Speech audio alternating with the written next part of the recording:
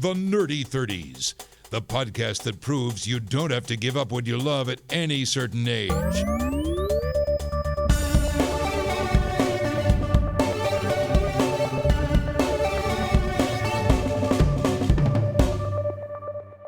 Hey guys, welcome to the Nerdy Thirties. Quarantine edition. Yes, definitely.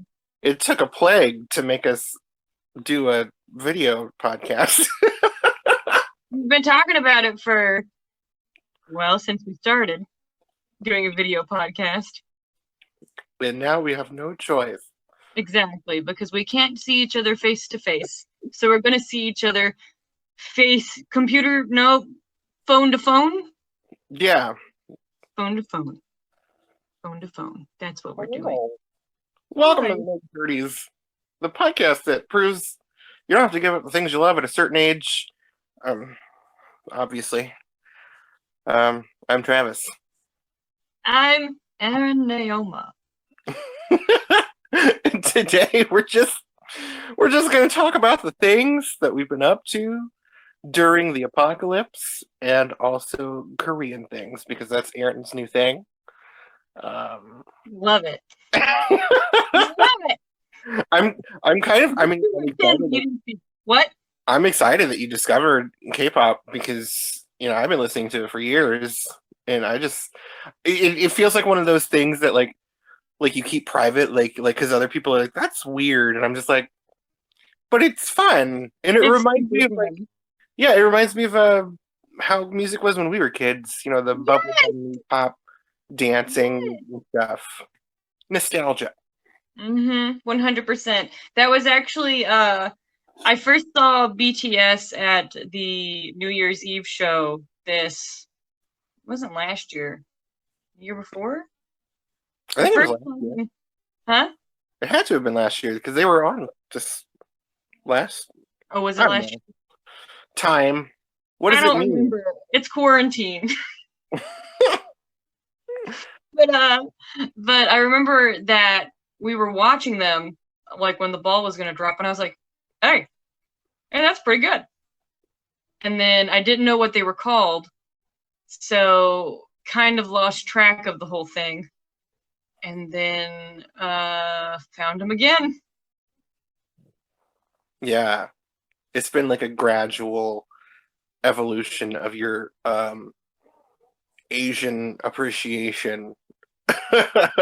True. Well, I've always appreciated Asian culture, but I never had the means to be able to watch their media or like hear their music.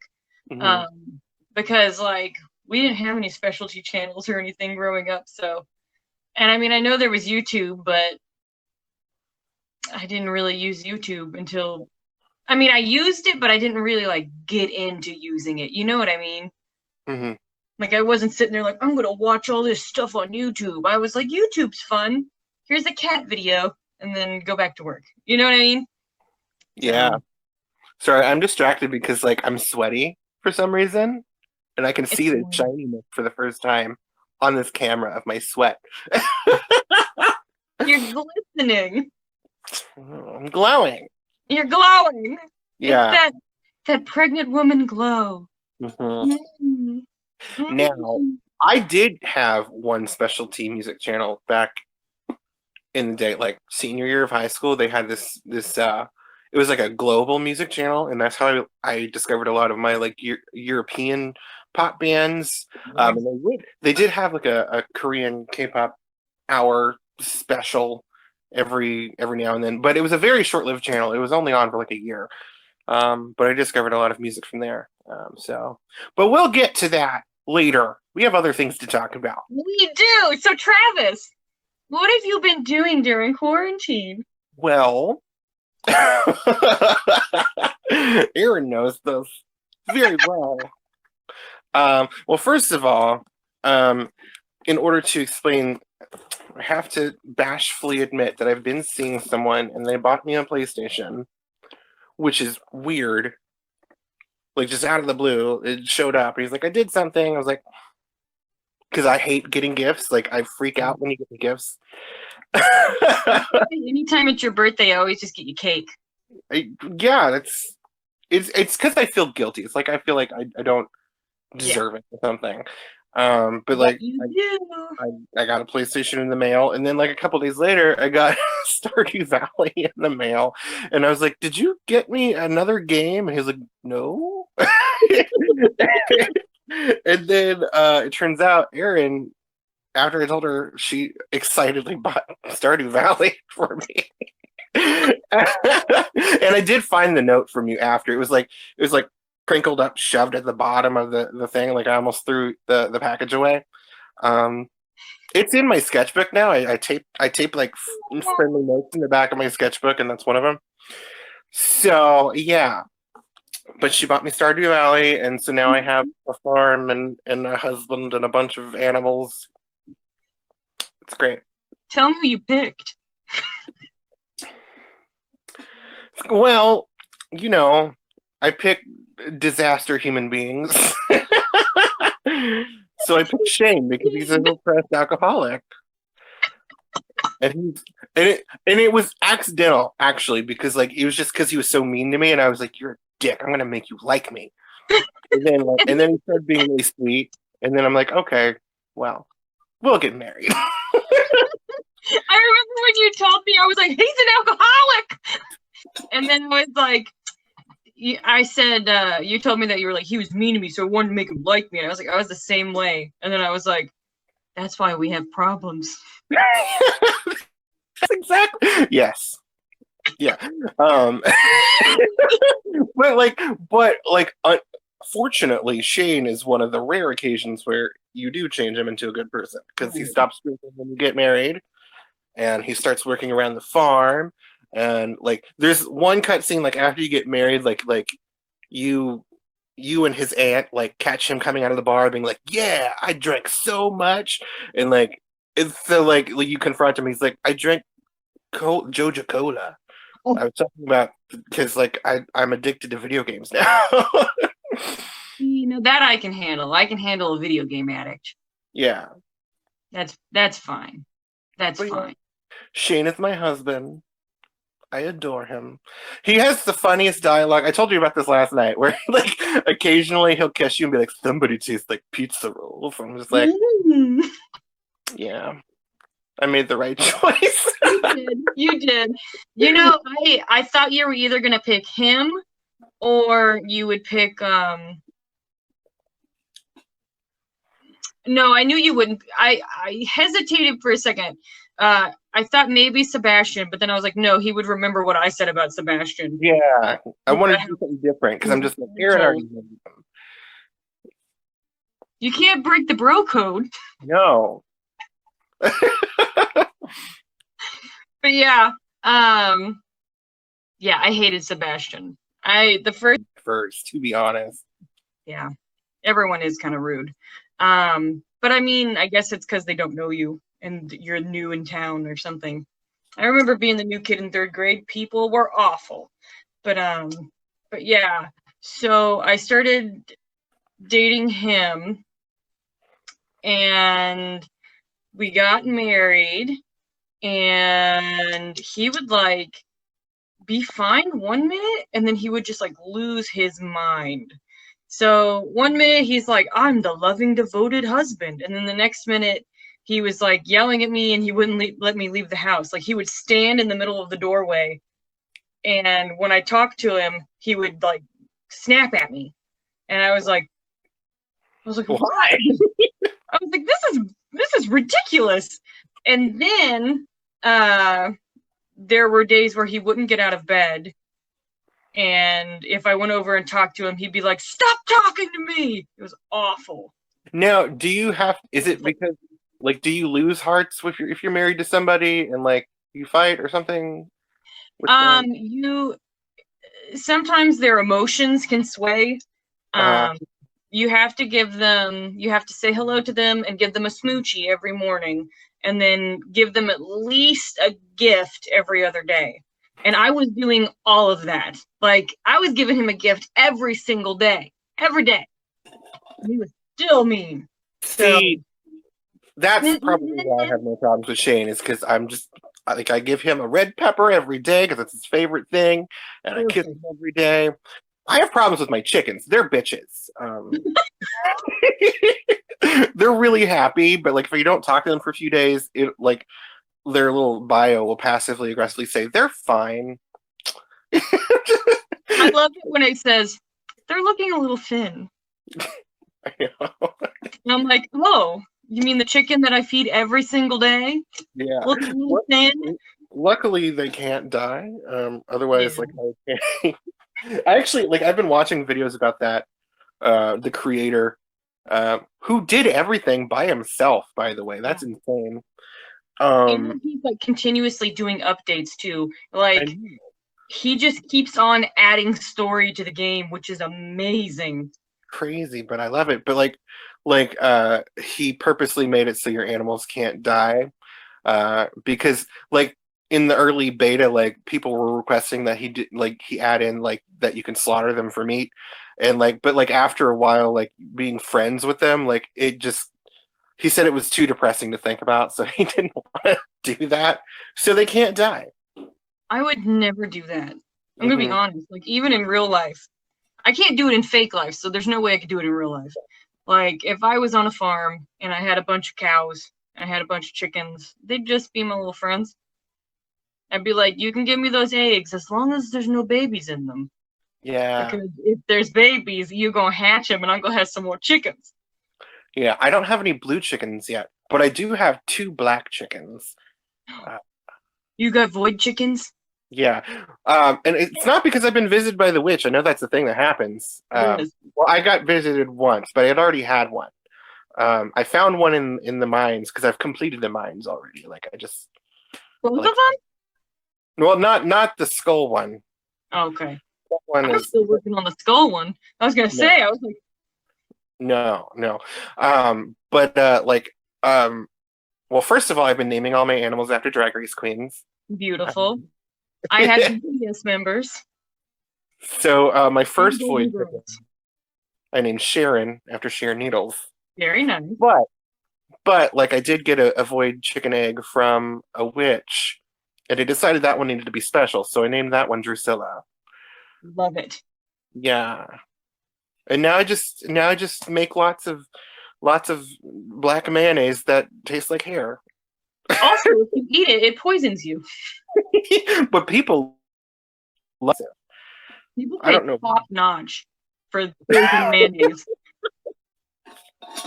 I don't know. I think it's like how people like to put botulism in their face, Botox. You know, maybe they're putting the poison mayonnaise in under their skin and getting rid of wrinkles. It kills your taste buds. So you eat. But yeah, after I broke up with Sebastian, so I decided I was going to break up with Sebastian, back to him. And I go to the mayor's office and I give him like $10,000 or whatever it is.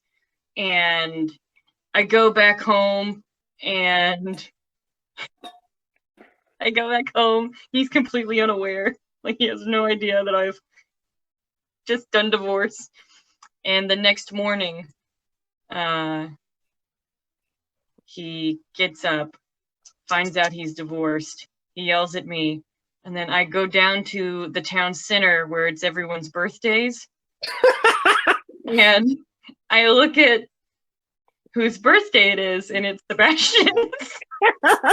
Divorced him on his birthday.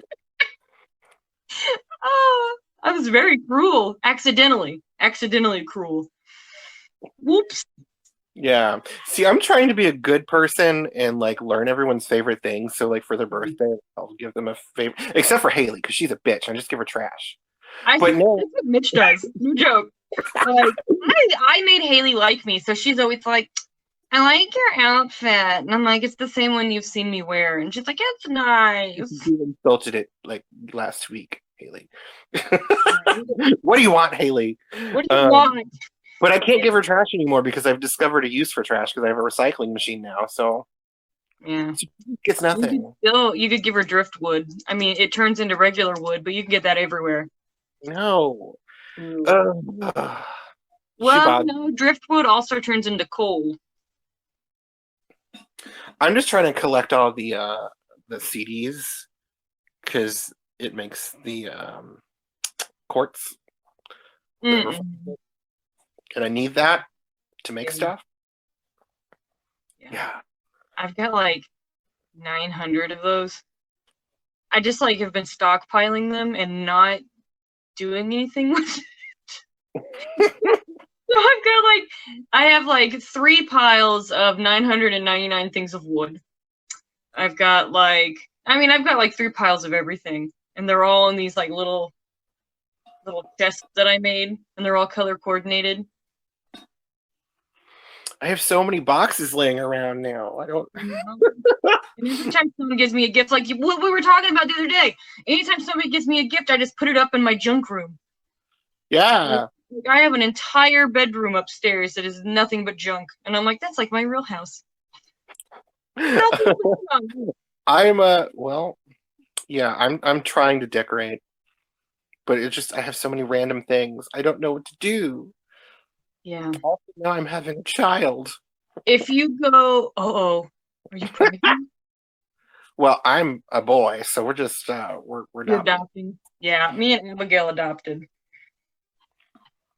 We have the beautifulest little babies. We do.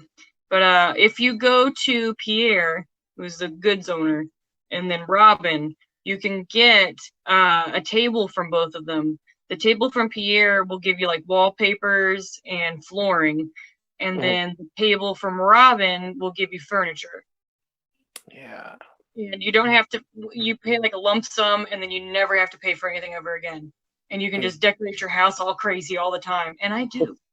I'm gonna have to start because like I'm starting to actually make money because I just unlocked the desert, so I've got a fuck ton of the whatever fruits now. So I'm just growing those in my greenhouse, which I'm almost done with the community center. I need one eel, but I'm so bad at fishing that I've literally finished I'm finishing the fishing one with like just buying things from the merchants. That's like, smart.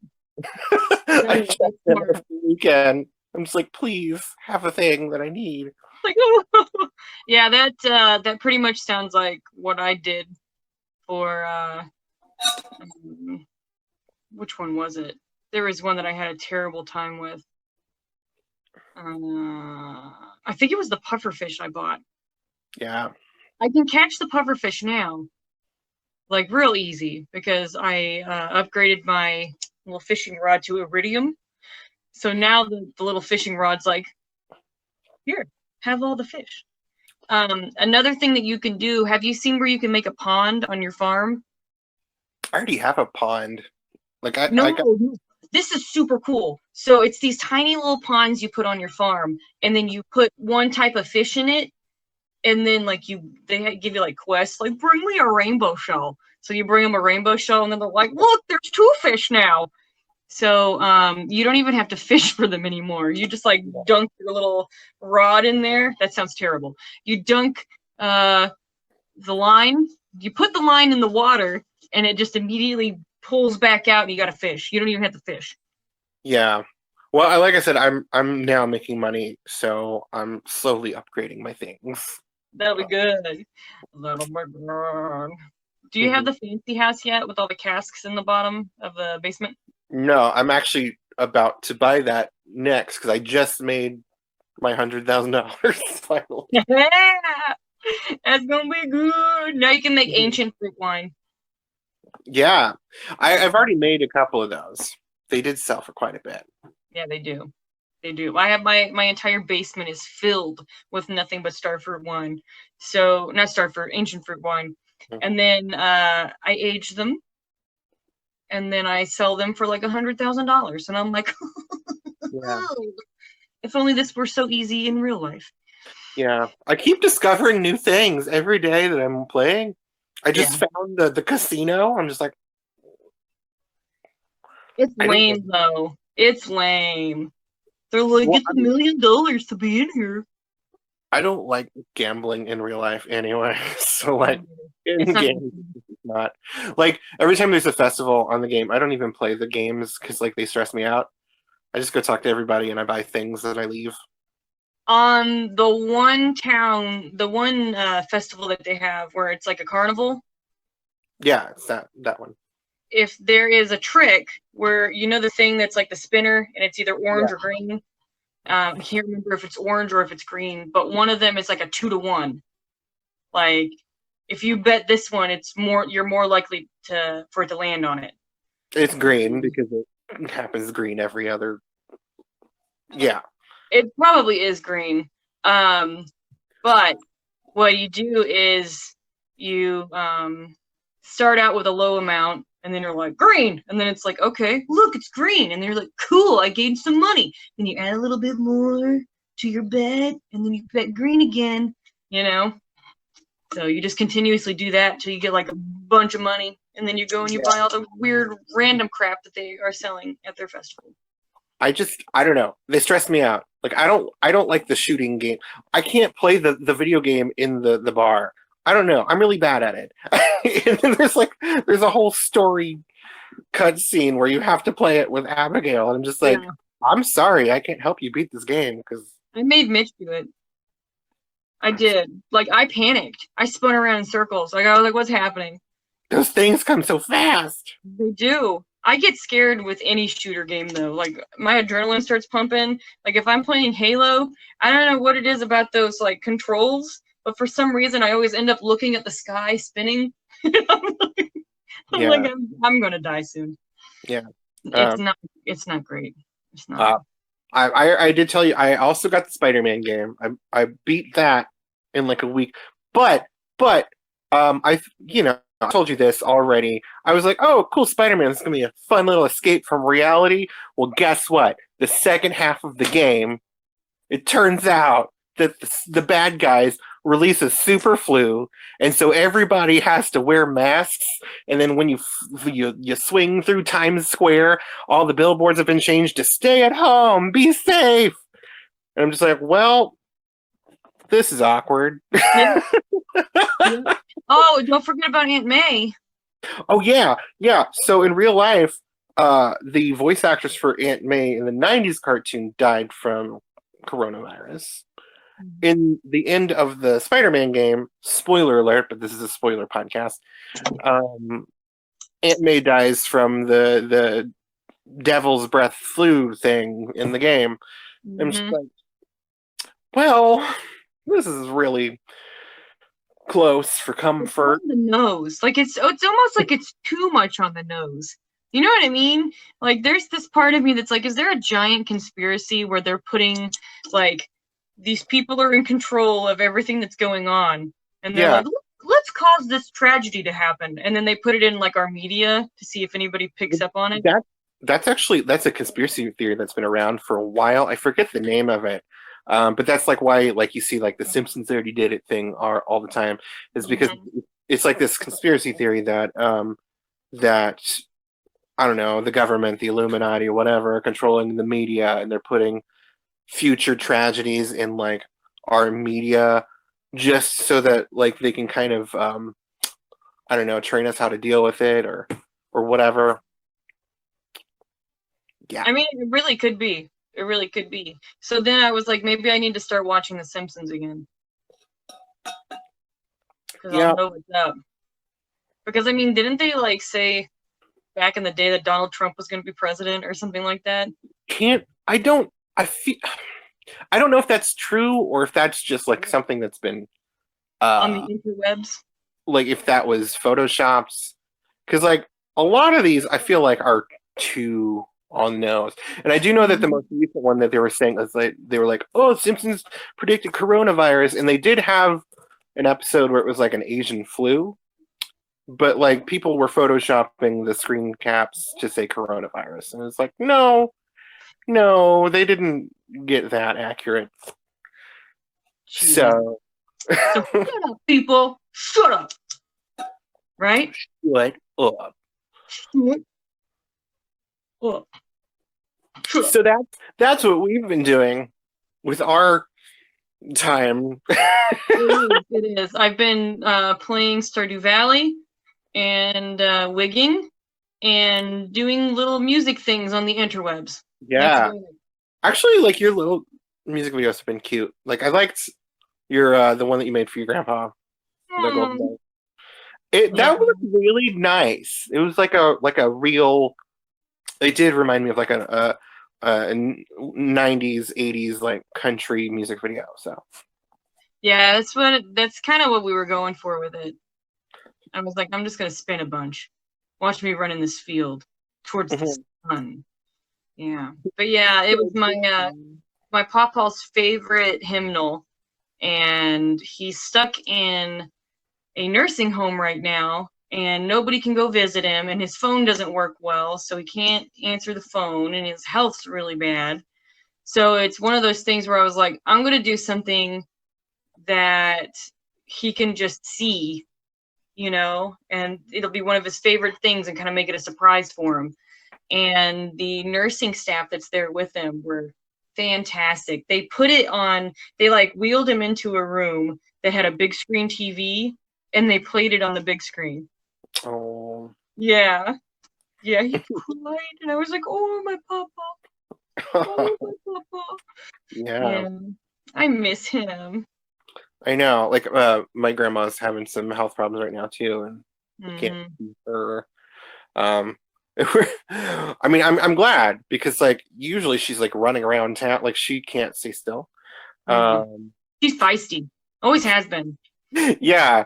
Like I mean she's still occasionally her and her little friend Jimmy will show up at our house because like they sometimes they can't find things at the store because of all the craziness going on, like Right. toilet paper and like yeah we have lots. My dad actually does have like a whole closet full now.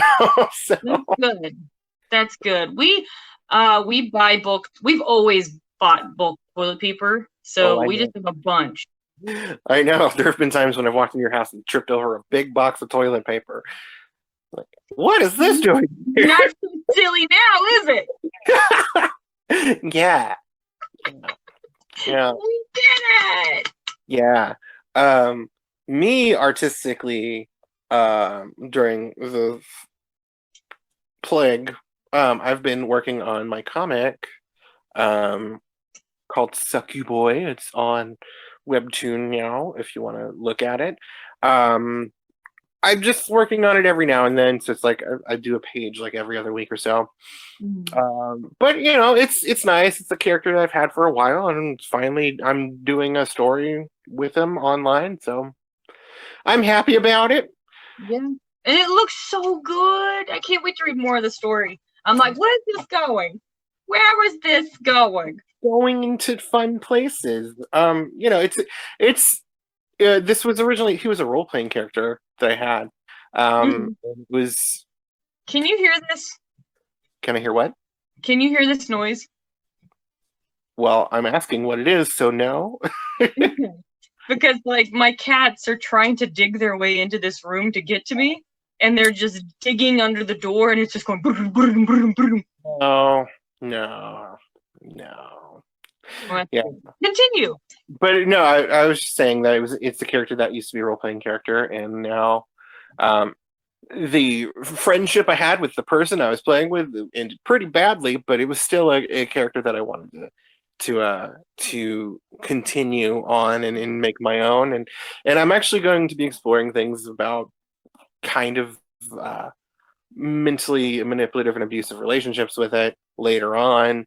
That's something I've obviously dealt with a lot, so it'll be fun. Yeah, but it's gonna be it's a little Buffy, it's a little Jennifer's Body, it's a little I can totally see Jennifer's body. yeah. Totally. Well, that's one of the big inspirations. Like Jennifer's Body, Night of the Demons from just a bunch of like 80s and 90s and well, in Jennifer's Body demon movies. That's kind of my aesthetic, so I just wanted to kind of tell my own story within that framework. Yeah. It's awesome. I have been thoroughly enjoying it. Yeah. I have.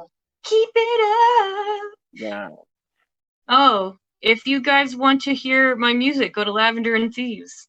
We have a CD. You have a CD. It's good. You're also starting Are you guys doing like a series, like of video game music stuff? Yeah. Amy, who's guest hosted on here before, her and I are going to be going through all kinds of like nerdy stuff and creating, doing covers of the music that we've heard on it. And we're actually in the midst of working on one for Solus from Dragon Age, because that is our husband. We have lots of Dragon Age husbands, but that's our husband right now. But yeah, we're going to be called the Lethalon, which is something that Solus says to you when you're dating him. So interesting. It's going to be great. Yeah, it's going to be really good. I am looking forward to I'm looking forward to just like having fun with music and just creating silly things and you know, nerding out. That's my favorite. It's my favorite. That's why we do this, because we're giant dorks and we want to talk about the things we love, and now we're gonna do music about it. Yeah, I have no interest in not being friends with being friends with people that aren't nerds. You know. Yeah. They make me uncomfortable. You don't know what to talk about. I know. I don't want to talk about your children or your mortgage. Yeah, I'm like, could we talk about Stardew Valley? Right? I never know what to say. So I just kind of sit there and I'm like, how are you? And I hate small talk. I hate it. Like, I want to have an actual conversation with somebody, because if it's small talk, I'm sitting there and I'm thinking in my head and I'm scrambling, what's the next thing we're going to say? Yeah. And I'm the same. Fluid. That's why people think that I don't like them a lot, is because like I'd rather just sit in silence than like talk about things I don't care about, and I'm very bad at faking caring about things, which can make it worse. So they're like, you hate me, and you're like, I don't hate you. I hate this conversation. I don't hate you. You're like, I don't feel included in this, so I'm gonna hightail it. Yeah, I'm the same way. I can usually, when someone's talking to me about something, I can usually pinpoint something in the conversation that I can find interest in, as long as I can kind of like weave it a little bit going this way. You know what I mean? Like, I'll veer it off subject just a tiny bit, and then that little tiny bit of a veer will veer it off even farther. Yeah. So I'm a conversation veerer, you know? Absolutely. That's what I do. That's what our podcast is about. We just talk about in circles about things. Yeah. People are like, what am I listening to? What? People are like, what am I listening to? And we're like, us? Mm-hmm. I mean, it's 100% us. 100%. Okay, so now it's time for... Hold on. You to play. Do you remember what I did last time? I don't know what I did. It just sounded like you were like banging on it. That's probably what I did. What about this? This sounds pretty good.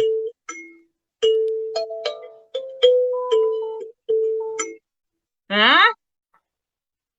Pop culture. Gonna talk. Gonna talk about pop culture. That's pretty good, right? Yeah. Yeah. So, something in pop culture news that I'm super excited about. What? The new Midnight Sun book is coming out from Stephanie Meyers. Yes. It is literally the first Twilight book, but from Edward's perspective. And what is so good about it is she actually started writing this years ago, and someone hacked her computer and leaked it. And she was like, I'm never writing this.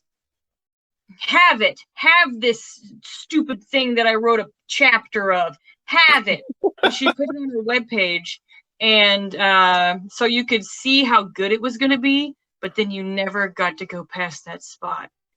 So you're sitting there like, what was Edward thinking? what was he thinking? Just let me read it all. So I'm guessing now enough time has passed. Yeah. And people have calmed down with the well, I wouldn't say calm down, but more people are pushing back against the nasty people who like to make fun of Twilight. Yeah. So now she's coming out with a new book, with the book that she originally wanted to release a long time ago. So I think it's good timing. No, I think enough time has passed. It's been over 10 years. Right. So a lot of that, because a lot of those people they only hate it because it was popular.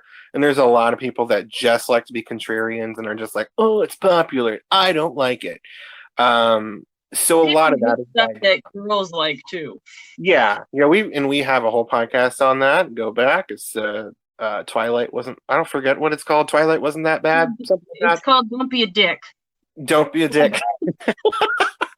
But we talk about that where it's just basically it was geared towards girls, and society likes to shame things that are feminine. But yeah, I think it'll be fine.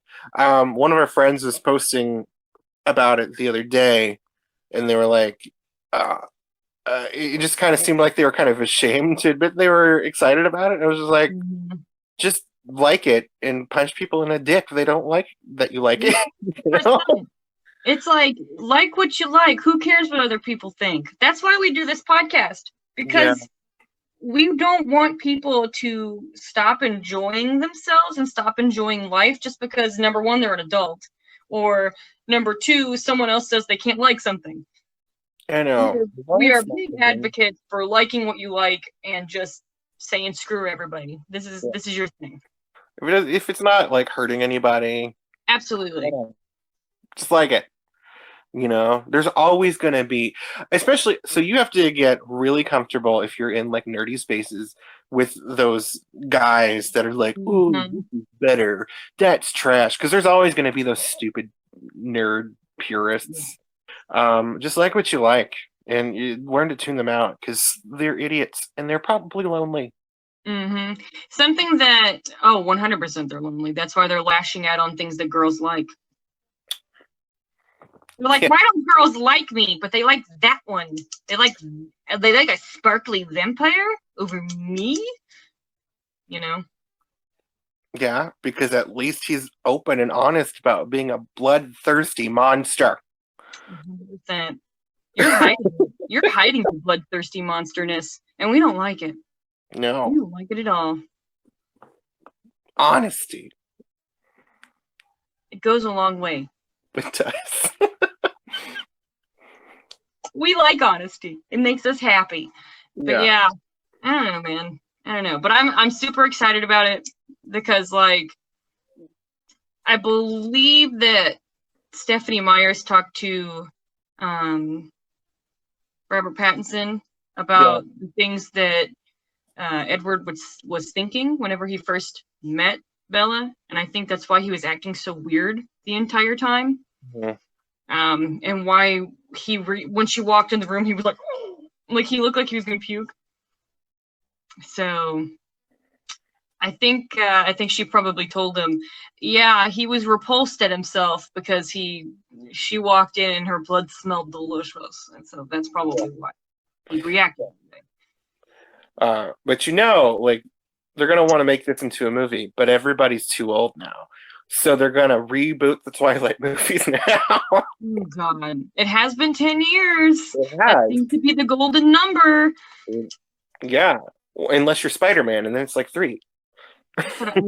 Seriously, I was just about to say that. I'm not even kidding. I am not even kidding. It's like on Kimmy Schmidt. It's like on Kimmy Schmidt. Too many Spider-Men. And I will crush that Spider-Man, and no, the Spider-Man. That was a real musical. Spider-Man, we're at it again. Yeah. This time with even more Spider-Man. 150 Spider-Man, a million Spider Eyes. I'm so sorry. That was actually a real musical, and I think the real musical was pretty much like that. Because what happened was, they wanted to capitalized off of Spider-Man being so popular because of the Tobey Maguire movies. But like they gave the directing reins to the woman that directed the Lion King musical, and like apparently she's just like this Broadway like bridezilla monster, and she No. demanded all these crazy changes and created her own original characters, and there were so many like stunts in the show that like people were getting like broken legs left and right from the harnesses and shit. It makes sense now because in Kimmy Schmidt, they're all like falling all over each other, and they actually have Titus go on top of a ladder and like they're like, okay, now just like fall off of it. We just want to see how sturdy you are, kind of a situation. Yeah, but that's actually what happened. Was like the cast kept getting injured, and like the musical was so expensive because it was Spider-Man, and you have to have a Marvel budget for it. So like eventually they were just like, this is not worth it. And they had to just close it after sinking millions of dollars into it. Yeah.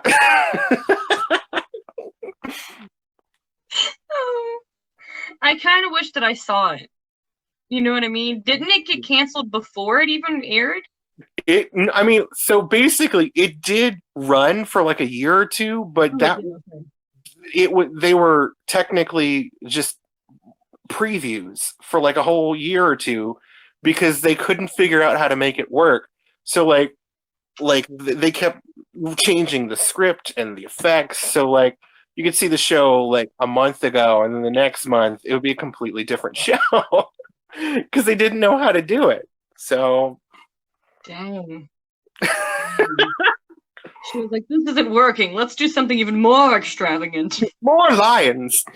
Yeah. Like, this is about Spider-Man. We're not doing Lion King right now. I don't see why not. So you wanted to talk about someone. Yes, I did, because this is the hot news story today. Today, May 6th.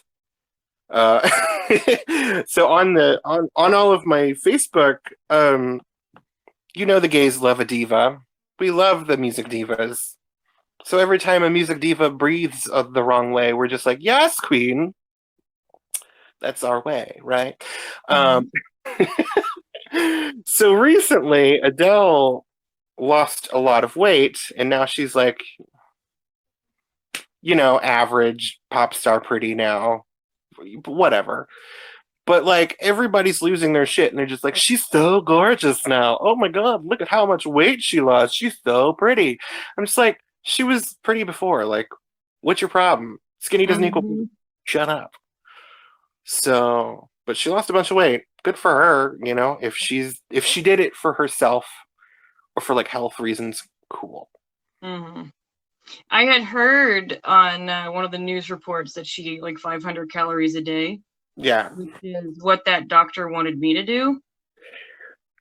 And all that, I mean, it's a crash diet, and then it slows down your metabolism anyway, and your body starts eating your muscles.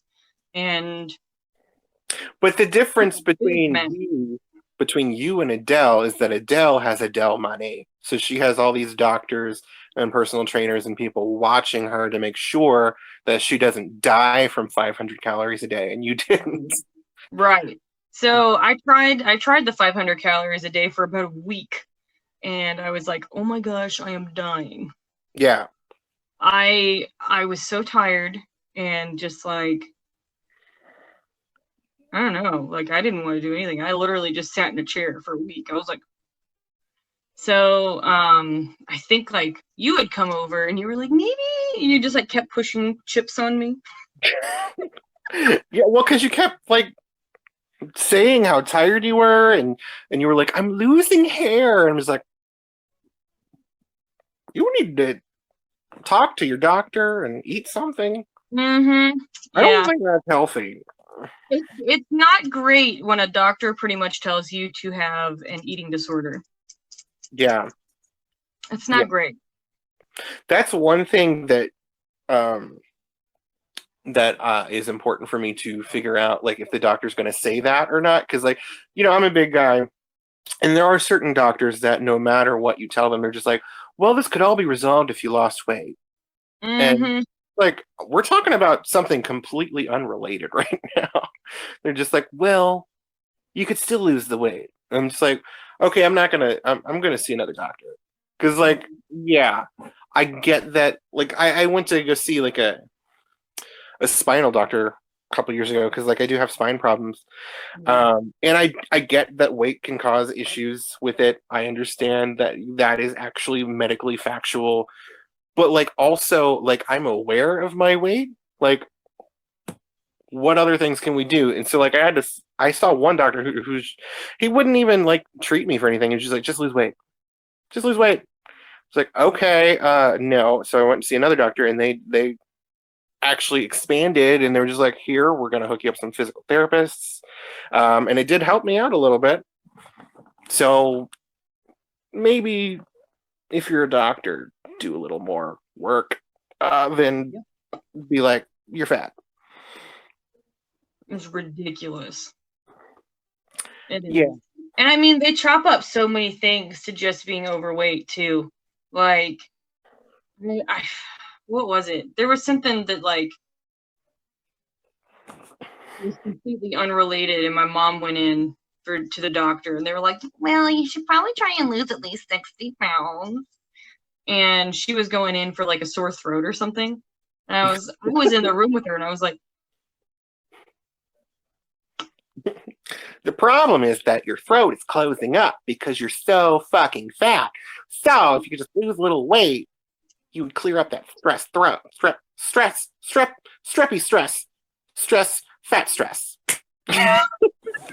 stress on the stressy throat. But yeah, annoying. I that's another thing that we like here on the Nerdy Thirties. We like people of all shapes. Yeah. All shapes, all sizes, all colors. We don't care. Yeah. We don't care. I mean, it's taken me a long time, and there are a lot of things that are about me that I'm not happy with, but I don't think my weight is one of them anymore. I don't really care about that, as long as I'm trying to be happy. And I have also learned, like, if your image problems stem from the fact that you think that people won't date you or something, there's always going to be someone that wants to date you. It doesn't matter what you look like. So just focus on being happy in yourself. Don't worry about what you look like, and you'll be happier. Right. All of my self-loathing problems come from internal struggles, not what I look like. So there's that. My only big thing for me is my nose. Why? Your nose is fine. It's because when I was a kid, I think I was in first grade, it was kindergarten, first or second grade. I don't remember which one it was, but I was on the playground at my school, and this kid saw I was running, and I knew this kid. Saw I was running, put his foot out to trip me, and I fell face first into the asphalt, and it broke my nose, and it busted my front teeth. And they literally, the front office, no, the nurse's office left me in the office for 3 hours because they didn't want to call my mom about it. And my nose was just sitting there like gushing blood for 3 hours. I was passing out.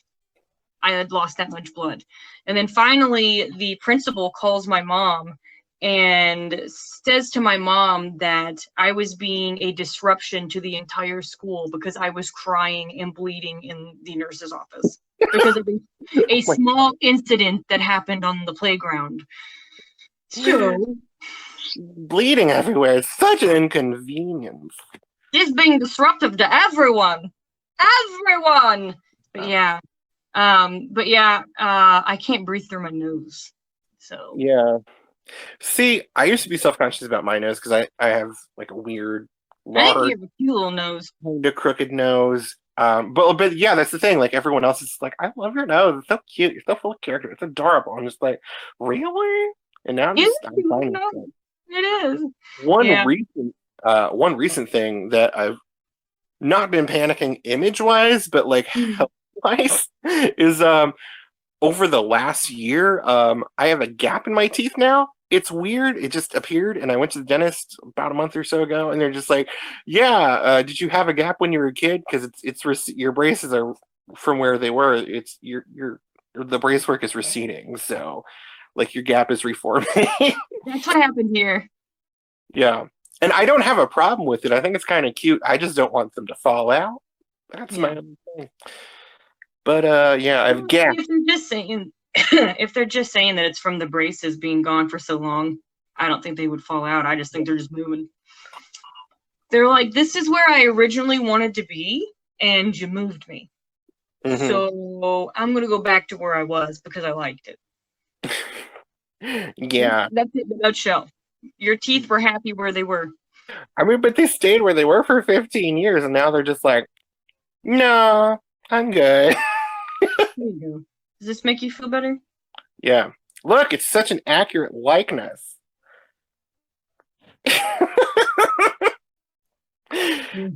It looks like K-pop fashion. Wait, what are we gonna talk about? K-pop. K-pop. I was doing Alexis from Schitt's Creek. Yeah. Oh, David. I love her little bunny hands. Like she always looks like she's digging. She does. I like it. It's funny. Speaking of Schitt's Creek and Alexis and pop music, one thing I do in my spare time on Friday nights, I DJ on City of Heroes, which is a game that was around for a long time, and they shut it down back in 2011, and then fans got the code and they brought it back up, and now it's free for everyone to play. And I DJ on there at a club on Fridays, and I have a great. It's a remix of her song that she did. I'm a little bit Alexis, that song. So there's a dance remix of it, and I play it, and it's really fun, and people love it. I love that. I'm not even kidding. Like that's exciting. And a little bit. Yeah. Oh, the next two or next three. Well, the next two are gonna be the next two songs that I'm gonna do are K-pop songs. They're gonna do a BTS song? And I'm gonna try to rap in Korean. I don't know how well that's gonna work. I know some Korean now just because I've consistently watched Korean shows. Yeah. Like wow means I like it. 안녕 친구. Hello friend. But it's gonna be tricky, but I'm gonna try and do it. The other one is gonna be Jackson Wang. His is in English, so I don't have to go out of my way to try and figure out Korean for it. But so BTS is gonna take a little bit longer than Jackson Wang, but it's fine. Just have fun and do it. And it's the internet, so just kind of be aware that some people are assholes and they're gonna be like, her pronunciation dumb. But whatever. At least you're doing it. I'm trying, man. Yeah, but I'm gonna do it in their voices. Cause you know how like Suga is like like he does that kind of stuff. So I'm gonna try and replicate their voices to kind of hide my bad pronunciation a little bit. It's gonna be good. Or like you could also see if you can find an English translation of one of them and see if you can do a version of it in English. I have seen the English versions online, but I've never seen someone that's not Korean do one of their songs in Korean. So I want to try it. If it doesn't work, then I probably will do. What is happening on this? What? My light has this thing sliding around in it. And is it a big bug? What is that? Probably is a bug. That's what happens. They're just like, oh, the light is so beautiful. Oh no, it's hot. I'm trapped. It's burning my retina staring at that thing. Oh, but anyway, what was I saying? Oh, but yeah, I'm gonna try and do it in Korean. Hopefully it turns out okay. But, Speaking of English version, or no, Asian. Well, it's a reverse. So, like an Asian cover of an English song. One of my favorite like new songs that came out within the last couple months is it's called "Say So" by Doja Cat. I love her. She's adorable. She's kind of like the new rap girl in town. You know, Nicki and Cardi. Well, now it's Doja Cat, but she has it's just like a straight up pop song called "Say So," and it's so good and cute. But like, there's a Japanese girl that translated the whole song into Japanese, and it's adorable, and it sounds like an anime opening song now. And like Doja Cat actually watched it.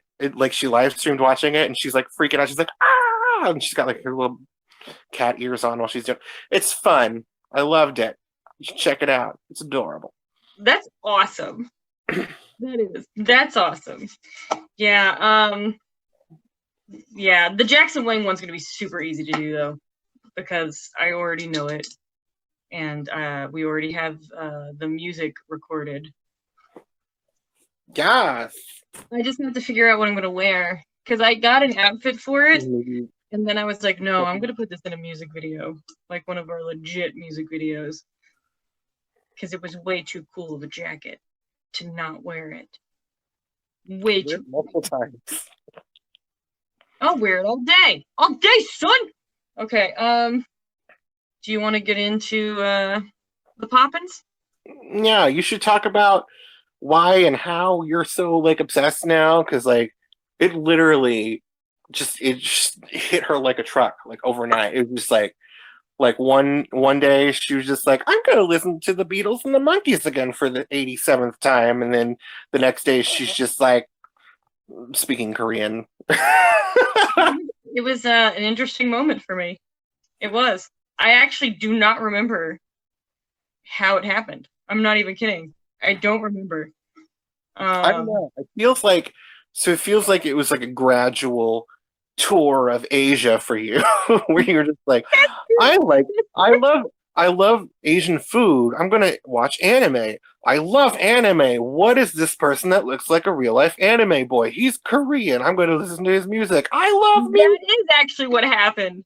That is because, like, quite literally, I used to work at a Chinese restaurant. I loved all my Chinese friends that worked there, and there were even some Japanese people that worked there, real nice people.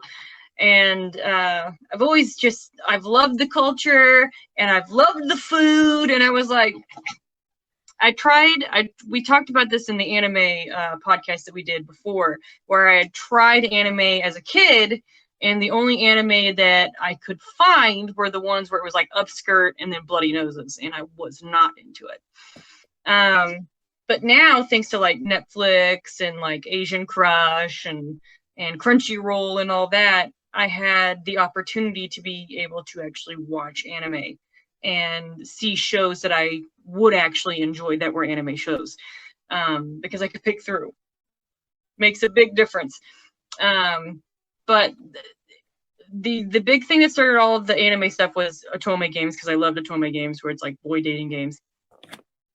And so I started watching anime. I got really addicted to like late 1800s, early 1900s samurai people like Hijikata, Saito, all those people. I was insanely fascinated with them, and I found a video game that was an otome game that is called, oh my god, I can't even remember what it's called right now. Hakalugi. Thank you! I remember because I just listened to our thing, and you kept saying Hakalugi. Because it sounds like that. But it was a game called Hakauki, and so I went and I got the game, and I also watched the anime, and then that's how it really all started. was me just wanting to date a samurai warrior from the 1800s. So from there, I started watching a whole bunch of anime, and then I was like, I'm going to upgrade myself, and I'm going to start watching live action stuff. And I started watching a bunch of Korean shows. Yeah. I literally did. Like that is, you're right. That is how it progressed. It went from Otome game. No. It went from food to Otome game. No. First people, then food, then Otome game, then anime, then video game, and then Korean Korean stuff. Yep. Here you are. Here I am now. Yeah. Glistening in Korean gloriousness. But yeah, well, I think one of the things that we actually talked about this a little bit, just like you and I were talking about it, where I don't really have a good sense of what I look like. Yeah. A good like sense of my physicality, because like right now I can see myself and I'm like, oh, that's what my face looks like. So I'll like look at it every few minutes, like, oh, there's my face. But I don't have a great sense of what I look like. And growing up, the people that I always identified with were always Asian people. Mm-hmm. And I think it was because I was always nicknamed like China Doll. And I would have people ask me if I was Asian. I've had that several times. You have like vaguely Asian looking features, kind of like Bjork, where like she's not, but she could in certain angles look Asian. Yeah. Oh yeah, 100%. And I also found out through just doing DNA testing that I do have a little Asian. So I guess maybe my genetics kind of pulled from that area. But I don't know. With not having a great sense of what I look like, I feel like I've kind of latched on to that sort of culture and physicality. You know what I mean? Yeah. So I think that's kind of helped me kind of find myself a little bit. Yeah. Which is good. Which is Yeah. real Well, good. I mean, I think it's true because like ever since you started really getting into like anime and the K-pop and all that, you've really kind of been like, I want to do this now. I want to do that. You know, like you're just kind of like it feels like you're discovering like new sides of yourself that you hadn't really considered before. So it's cool. Mm-hmm. Yeah, it's nice. It's nice. I kind of have a better idea as to number one what I look like. It's weird when you don't know what your own face looks like. It's weird. I'm just saying that. Like, I can look in the mirror and then like walk out of the bathroom and I'm like, yeah, how was that? You know what I mean? Like, who did I see in there? You know what I mean? I just now I think you should just write a thing like that where you walk by the mirror and you're like, oh, who's that? I didn't say it. They're in my bathroom. I'm trying to go potty and they're watching me. Yeah. It'd be terrible. But I'm cool with it. But yeah. So it's been very helpful for me because I always loved, like, when I was growing up, I always loved boy bands. And I always got shamed the F out of loving boy bands. Again, because it's like a very feminine thing. Mm-hmm. People are like, no, you should like Limp Bizkit. Right? I was like, well, I do like Limp Bizkit, but you know what? I also like boy bands. Yeah. So screw you. I can like more than one thing, but and I can like something you don't like. But yeah. So definitely been getting into the Korean pop and also just Korean dramas in general. I've been watching a lot of Korean TV shows, and I haven't much ventured into Korean movies yet. I've been mainly just binge watching a bunch of TV shows. Well, Korean movies are having a renaissance right now because Parasite just won the Oscar. The only reason I haven't really watched them is because it seems like the popular Korean movies are very depressing, like because they're all about social hierarchy and being a social outcast and stuff like that. Also, one of their most popular movies is a zombie movie actually called Train to Busan or Train from Busan, whatever. It's a train in Busan. and it's considered to be the best zombie movie in the last 10 years. So. Oh, I can't do zombies. Zombies petrify me. Zombies? maybe for Korean zombies, I'm not sure. I mean, I even had a problem with Zombieland. And that's funny. Yeah, you would see it in the theater with me. I did. I went and I saw it, and I gritted my teeth and I laughed when Bill Murray was there. Yeah. And then other times I was like, and we were like, oh, there's a zombie clown. I forgot about that zombie clown. That zombie clown was terrifying. Twas. Oh, they murdered it though, didn't they? They killed that zombie clown. They did because the main character was afraid of clowns and he was afraid of zombies, and it was zombie clown was his ultimate scare, the thing he was scared of the most. And so of course the end of the movie they're at a theme park and there's a zombie clown and he's like, you know what, I'm in love with Emma Stone, so I'm going to kill this zombie clown.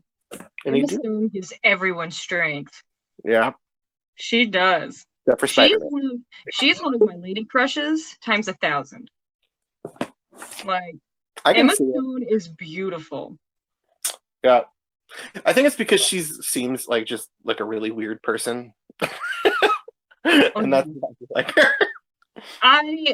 I watched her in Easy A, and that's all it took. I was like, yep. It was her opening that card over and over again that had the voice activation thing. I got. And then immediately smash cut to the shower. Take me away. Right? That is literally all it took for me to be like, Emma Stone. Okay. Check. Yeah. She has checked my box of yes, please.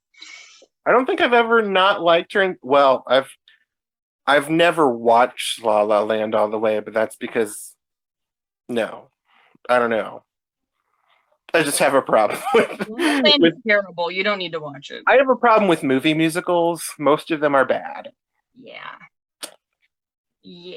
I've never seen Cats, and I feel like I would watch it and be But I feel like we should. I feel like that's one of those movies where we're just like, this is awful. And we would love it. Because it's so bad. Because you know how much we love bad movies. I mean, the play is bad enough. I adore the play.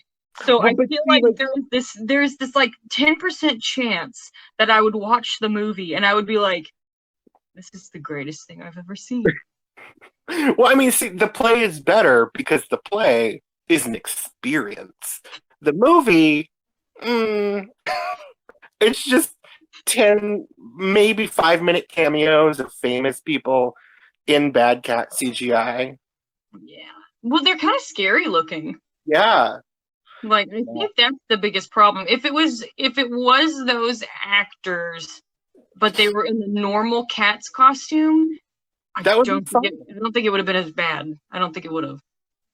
But let me retract that just a little bit. We had in my house, we had a VHS copy of Cats, the musical. Yeah. And it was close up of the musical. You can see their faces just as close as you can see my face. Well, the problem is you can see their faces just fine, but you can also see other areas just fine. Yes. More than just fine. But see that. Imagine being in 4th grade and you see Mr. Mustopheles and he's like, well, by the way, I had a big crush on Mr. Mustopheles. I'm not even kidding. But anyway, so just imagine Mr. Mustopheles bouncing around. He's doing magic.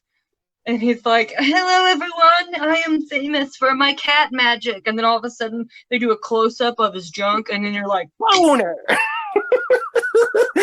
I would have been even more enthralled. "You would have loved it."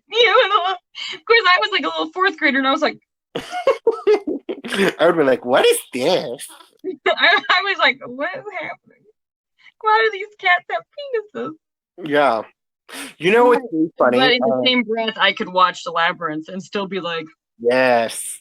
What's really funny is not that long ago, well, it's probably about a year ago, like I rewatched the old Power Rangers, and like there were times when the the putties, like the background, like the monsters, they did not have good dance belts on, and just full VPL just flopping around when they're doing karate. It's just like, this is interesting.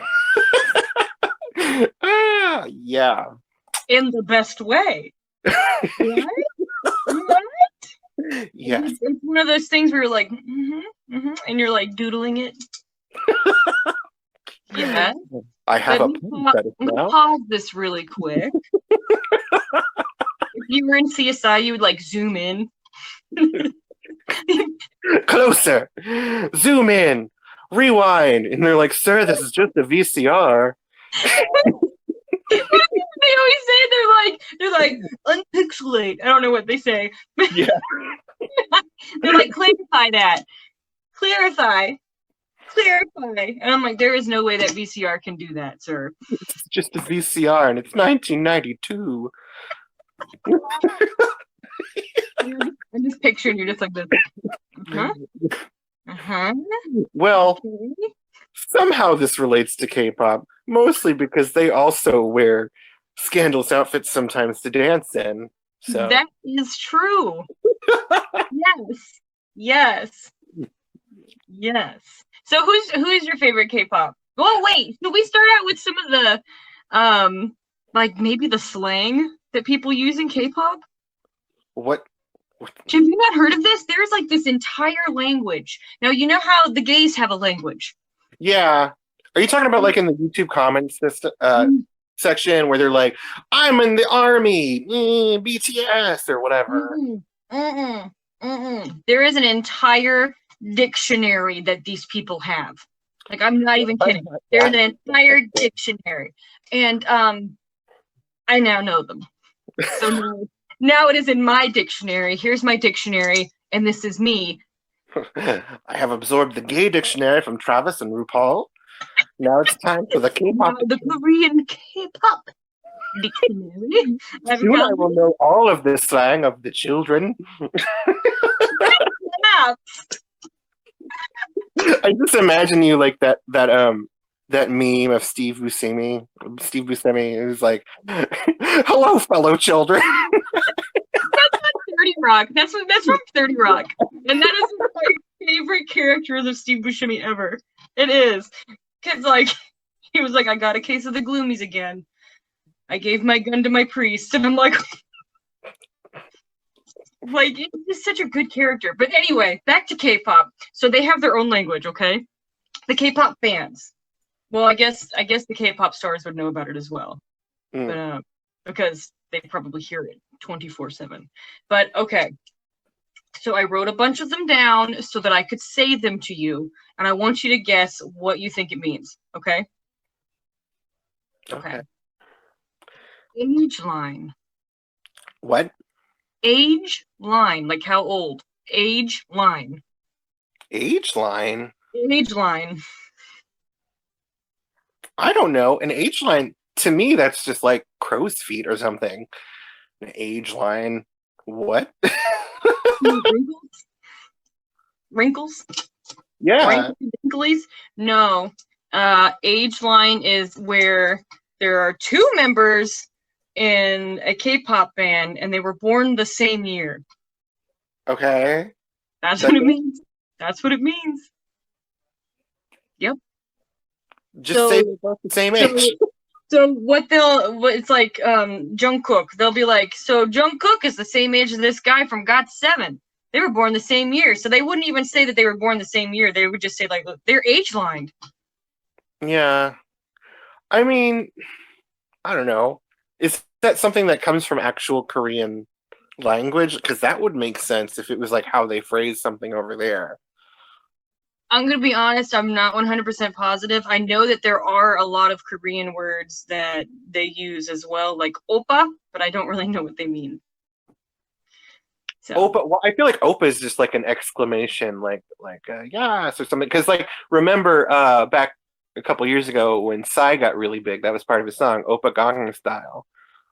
Oh, that's true. Yeah. Oppa Gangnam Style. Yep. Yeah, you're probably right. You're probably right. But there was a lot of words that I didn't know how to pronounce them, and I didn't want to pronounce them wrong. So I just found English things that I could very easily say because I haven't heard how they are pronounced yet. Yeah. So another one, anti. I've heard this because I've seen that in the comment sections. Is this just like you're against the band or something? Like what? It is a particular celebrity that you hate. Yeah, that makes sense. It's like my Amy Adams or Felicia Day or Brad Pitt. I don't like any of those three. Like anything they're in, I'm like, click.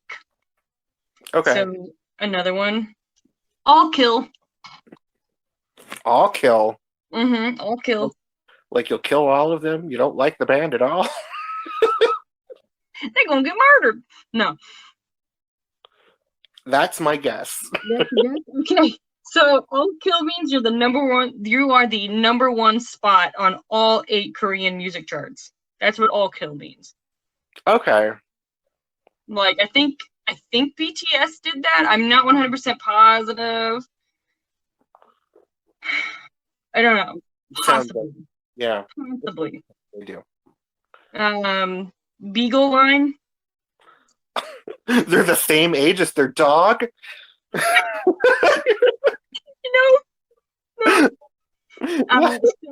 So Beagle Line means they're the most playful.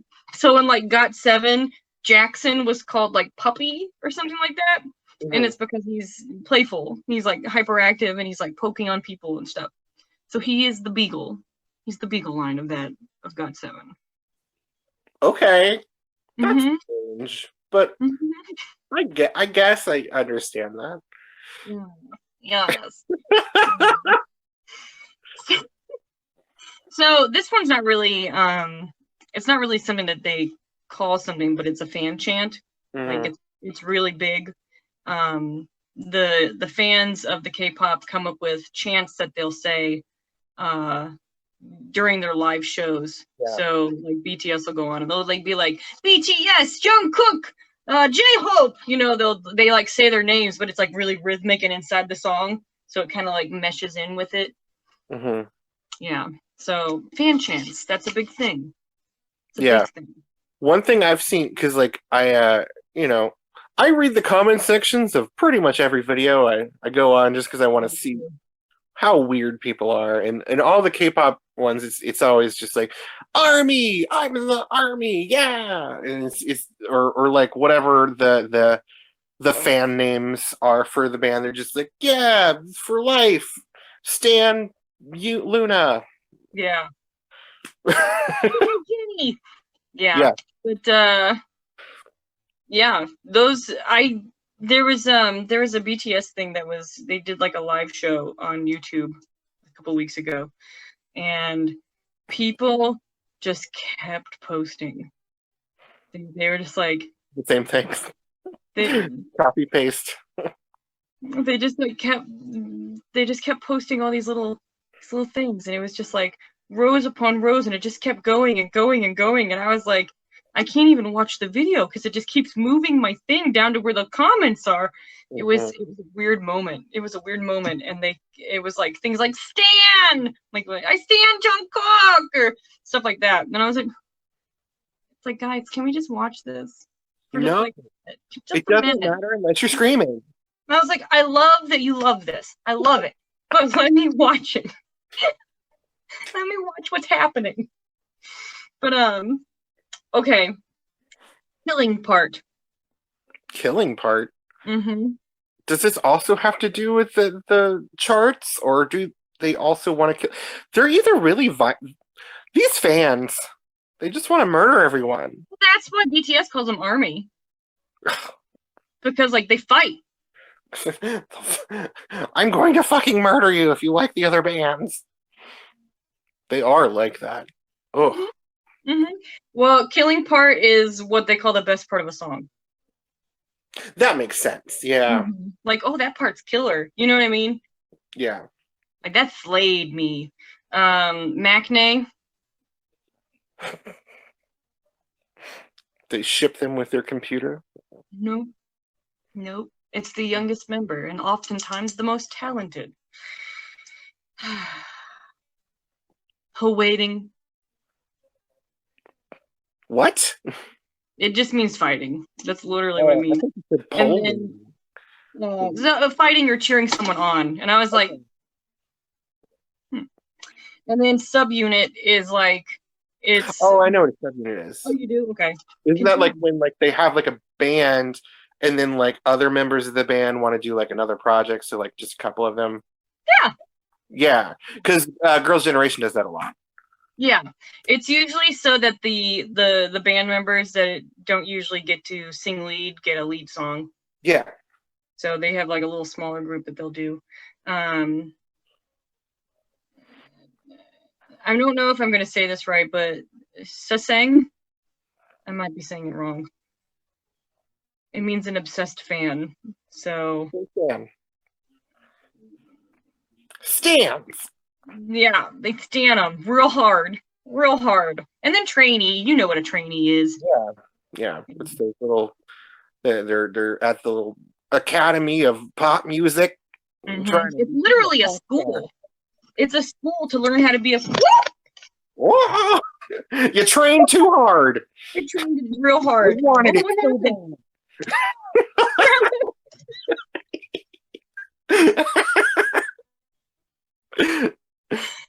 Anyway, but yeah, it's literally a school to teach you how to be a K-pop star. You learn dancing, singing, rapping, how to handle press, all that stuff. How to look your best, all that crap. Yeah. This is how I look my best. I don't envy them because they apparently don't get paid a lot, if at all.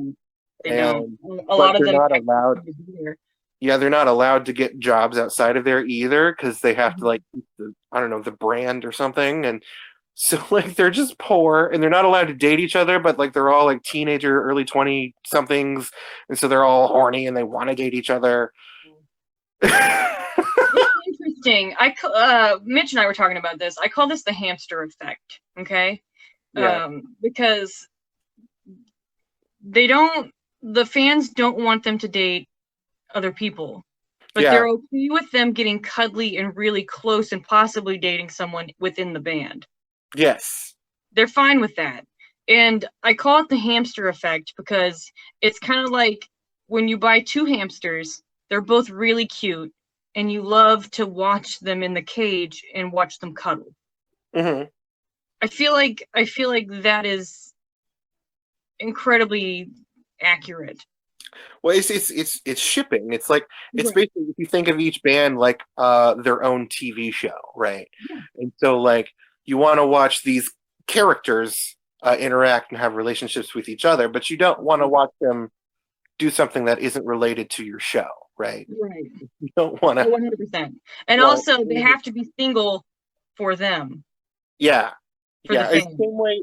It's the same way in Japan. There was this one pop star that did a live show, and she was really salty to her fans, and she was just there's like a translation of it on Tumblr somewhere, and it was like she was just like smiling at the audience. She's just like, "I want you all to know that I'm a virgin, just like all of you," or something like that. Or she was just reading the fucking old man in the audience. It was fun. Like I can't imagine being under that much scrutiny all the time. Yeah. You know what I mean? Like any little thing you do is just going to be misconstrued as something, and then if you do have a scandal, you're likely to get kicked out of the band. Mhm. You know, so all that hard work that you did being a trainee and getting into the pop band goes right down the drain just because you wanted to date somebody. Yeah. There's only like 2 or 3 like studios that run everything. Right. And you know that they're talking to each other. Yeah. You know?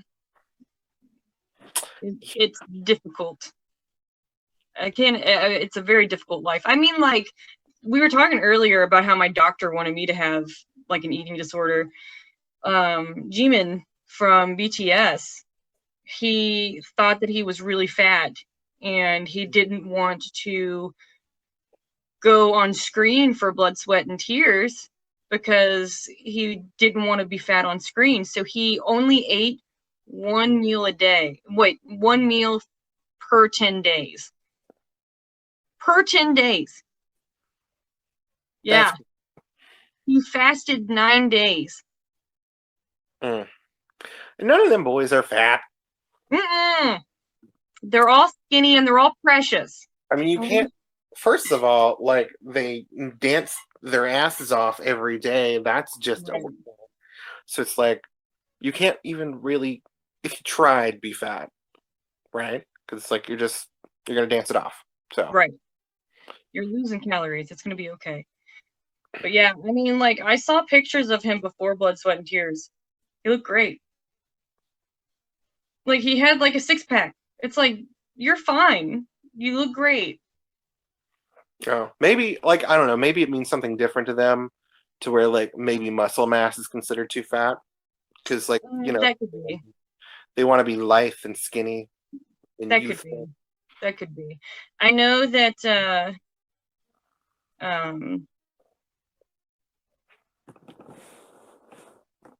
oh my gosh. I know being lean is very important there. Yeah. So it could be the fact maybe he got bulky with muscle. So he was just kind of like, well, I'm going to let it eat my muscles. Mm. I don't know. But it was sad to me. Like, I was like, oh, no, please don't do that. Don't do that. But yeah, but I mean, that's one of the dark sides of K-pop is, like, they're supposed to be perfect. You know what I mean? Yeah. Like, they kind of started over here with, like, NSYNC. All of them were like, yeah, I'm a virgin. I don't have a girlfriend. I don't think we take it as seriously over here. No. No, like, I don't know. We have like this weird relationship with sex in America where we're just like, we want to see it, but we don't want to see it. But like, you're not supposed to be having it. But if you do have it, fine. But if you don't, perfect. But if you do, Whereas like over there, girl. Unless you're a girl, because if you do it, then it's like, yeah, you're going to hell. But like over there, it's just like they're super uptight about it. Yeah, well, it's taboo to, and I've read a lot of articles about this. It's taboo for them to have sex before marriage. Yeah. So a lot of the K-pop stars aren't married. Mm-hmm. So it's considered a scandal if they do anything in that realm. But then you have to think about how the entertainment industry over there, how so many of the K-pop stars have come forward and been like, yeah, they literally prostituted me. Yeah. You know what I mean? Things, yeah. Yeah. It's really sad also because like these groups, they don't last very long either because they are mentally messed up from all the stuff that they've been put through, or like if you're a boy band, by the time you reach 30, you got a mandatory military sentence, so you got to do that, and a lot of times they don't want to do music after that. So right. I mean, a lot of from what I have read about, a lot of the people that are like K-pop people get into being in the police force, which is considered part of the army as well, like part of the military.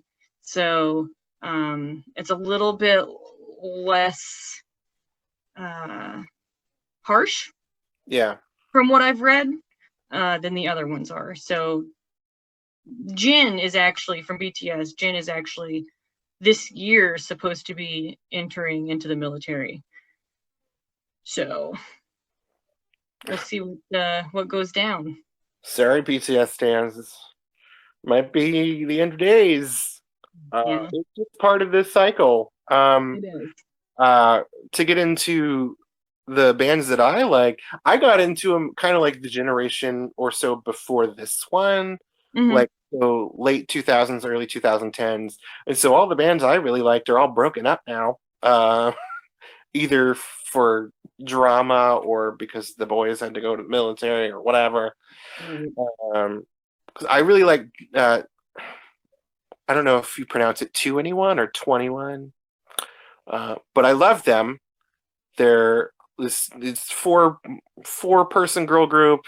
They do a lot of like hard like hip hop dance pop. So cool. One of the main rapper who's basically the Beyonce of the group, CL, she does a lot of English stuff. So Nice. around. And the other one I really liked, who also broke up, is the Wonder Girls. I love them. You sent me some of their songs and I loved it. So good. So their first single was like they did a 60s throwback video. They recorded it in Korean, English, and Japanese. So they just wanted to cover all their fan bases. They did a 60s music video. It was super cute. It's called Nobody. You want to get introduced into some palatable K-pop to just kind of ease you into it. That's one I would recommend. Definitely check out the Wonder Girls. They tried to make it in America. They actually made a movie on Nickelodeon that you can watch on YouTube. You can find it. It's just the Wonder Girls movie. Interesting. It's cute. It's just them trying to be pop stars, and like they've run into a rival American girl group, and like they have like a battle of the bands at the Apollo in New York. It's cute. You see, you're acting like you've seen it, but that's basically the plot of every band movie ever. True. That's true. It's kind of like the Spice Girls too. The Spice World. Yeah, it's basically like a toned down Spice World. Is it funny a Spice World? Because Spice World's hilarious. It's cute. I wouldn't say it's as irreverent and crazy and like Monty Python as Spice World. Right. It's like a cute Disney Channel sitcom version of Spice World or Nickelodeon. I'm into it. I would like it. But they have a lot of like English songs as well as Korean songs, so I would recommend Wonder Girls to ease anybody in. Who's your bias in Wonder Girls? Wonder Girl, I really like mostly because she's the prettiest as the rapper. Her name is Yubin. Yubin! What a cute name. She's cute. She has a solo career now where she does like very poppy, like Ariana Grande stuff with some rapping in it. I like her. You should check her out. She's cute. She's really good. I'll give it a go. Who's your bias wrecker? Oh, so for people who don't know, bias is your favorite one. The one that you, when they're performing, your eye just kind of goes to them. And then your bias wrecker is the one that, comes out and kind of wrecks your bias where you're like, whoa, that was good. Like in the same group? Yeah. Probably I don't know if she's the lead singer or like the second lead. Her name's Yenny. She's really cute too. She's also she in the Wonder Girls movie kind of takes the lead role because she's the best English speaker. That's kind of like in BTS. RM is the best English speaker, so he does take the lead role quite a bit. Yeah, it makes sense. Mm-hmm. They can talk to more people in this area.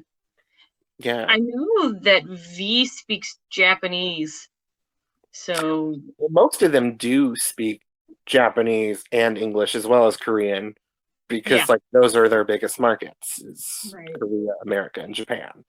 I know BTS is learning English right now to try and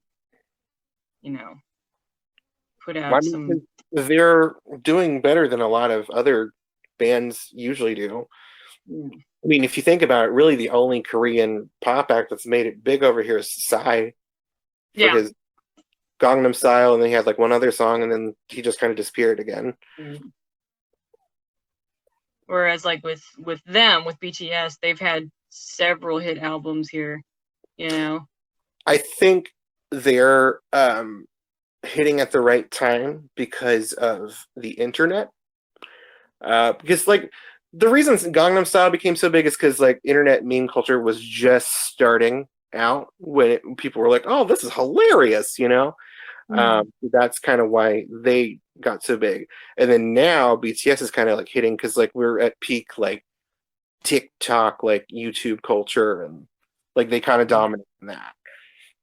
Yeah, I could see that. And they put out so many music videos, which is incredibly smart. And I mean, they're really good music videos too. And then anytime they do like live shows on any kind of television show, like when they did Grand Central Station on the Jimmy Fallon show, they actually did a music video based upon what they did at Grand Central Station, which is really smart. You know what I mean? Like, it's like, oh, you liked what you saw at Grand Central Station, so I'll do it over here. I mean, it's still not going to be like Sweat and Tears video for me. I think they look really cute in it. I like the like art museum-ness of it. Yeah.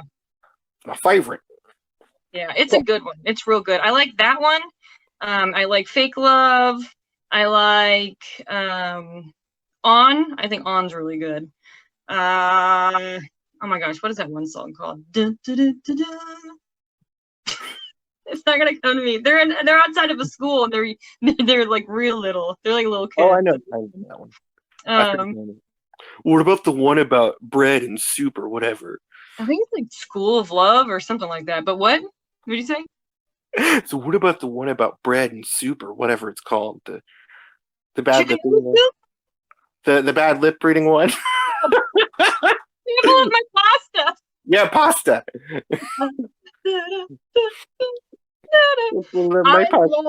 I loved reading the comments in that for bad lip reading. There were so many people that were like, "Wow, my sister came over to me today and was like, hey, I finally heard a song from BTS. They were really good." And they were like, "Oh, what song was it?" And they were like, "I don't know, something about sampling pasta." I love when weird like fandom takes over something, like because we talked about this on the anime podcast where like I've been watching JoJo's Bizarre Adventure and like they pick random pop songs to be like their theme song for this season. And so now whenever you go to YouTube, the comic section, like all the people that were just fans of the songs are like, "Who's JoJo?" You know.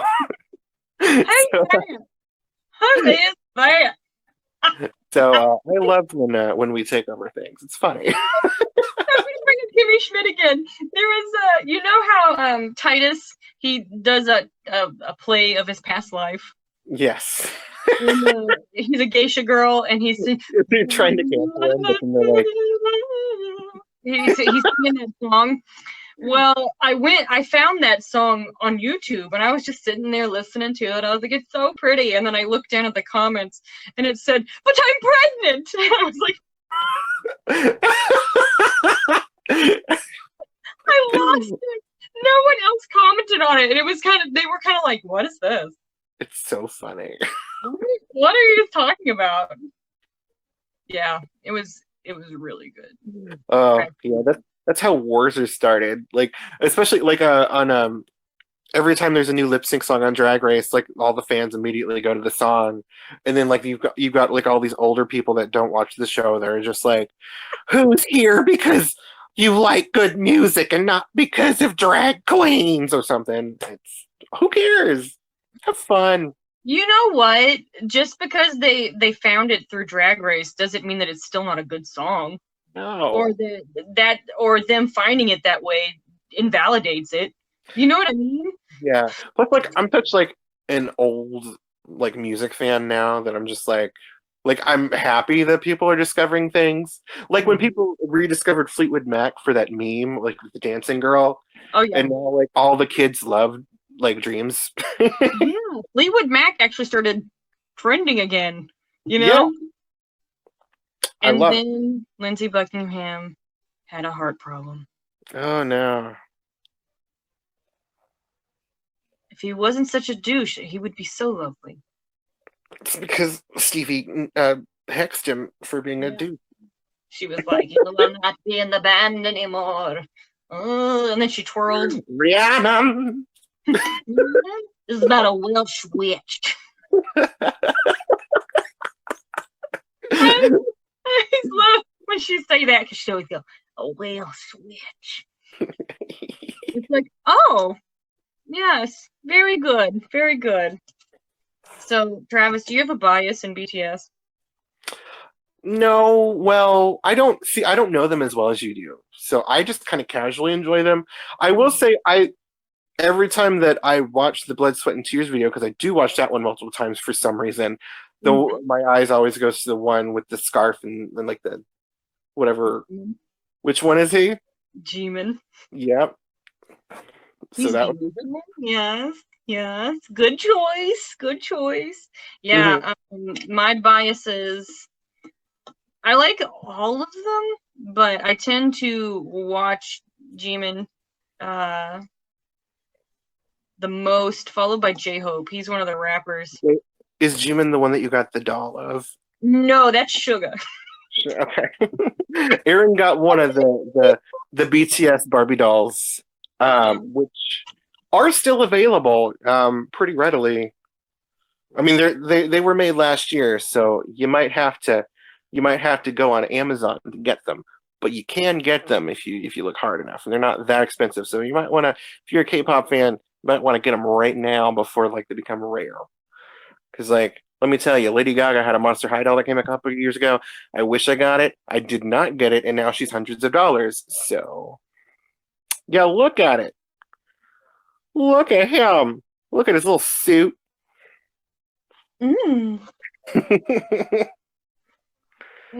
I got Suga because Suga looks like me.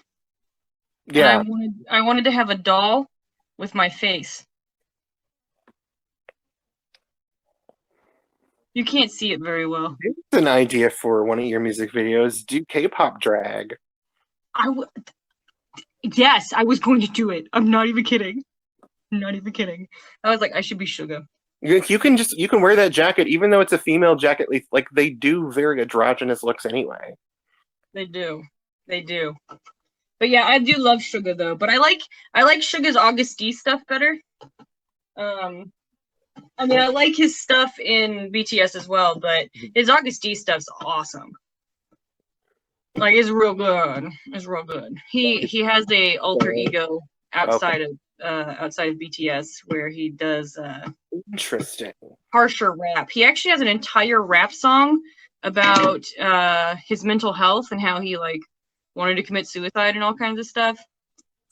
Yeah. You know what? I showed you like one of their videos. I don't know if you've discovered any of their other stuff. Big Bang. Mm-hmm. Bang Bang. Fantastic Baby.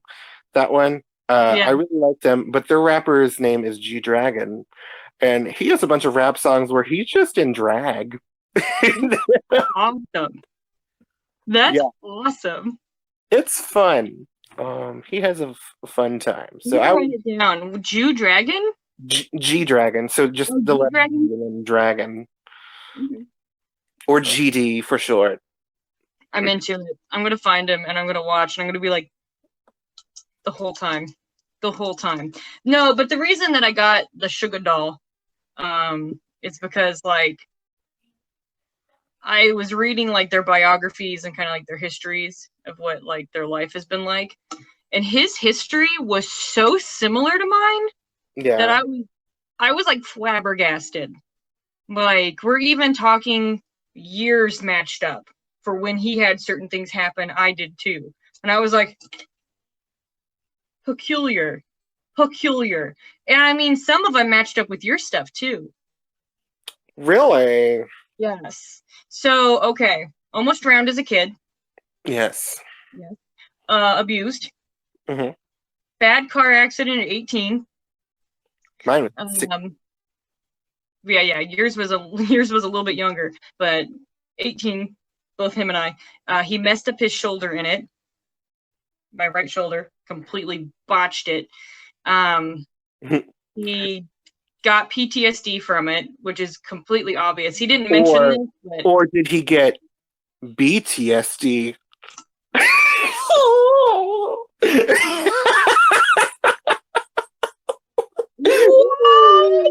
You have blown my brain. Oh, that was so dumb. I loved it. I loved every moment of it. I feel weird because I keep talking about BTS. No, it's fine. That's your stand. You're in the army. Yeah, I'm part of the army and it feels real good. But yeah. Oh yeah, and then he got social anxiety and yes. Depression. Yes. And then he talked about something else. What was it? What was the other thing he talked about? He got so paranoid at one point that he couldn't leave the house. And I was like, oh, yes, I understand this. They even had to like cancel some shows because he had a problem. Yeah. So I was like, very much that. That's the reason why I picked his, because like I really I identify with him. Yes, I do. I identify with him. I never identify with girls. Yeah. Never. Well, I mean that's fine. It's kind of like how I don't identify with other like straight guys. With other straight guys because I'm so straight. Straight. No, straightest man I've ever met. Yeah, but with straight guys, because like I feel like I don't fit in, and like I feel like their problems are not my problems. I don't see the correlation. So I identify with like women mostly, like a lot too. Yeah. So I can understand it. I get it. I don't really know why though. For me, because like I've definitely had a female experience, you know. Yeah. So I don't know. Maybe it's one of those things where it seems like it's easier for boys. So I'm like, I mean, it is easier for boys because male privilege, which is a thing that exists. I don't care if you want to say that it's not. It is. Yeah. So I mean, maybe that's part of it, because it's kind of like that's what it could be like for me. Right. Yeah. That's probably it. That is. So I wanted to tell you about something. Yes. So there's this Korean pop band that just popped up, and I think they're fake. Like, no jokes. Conspiracy theories. This is my conspiracy theory.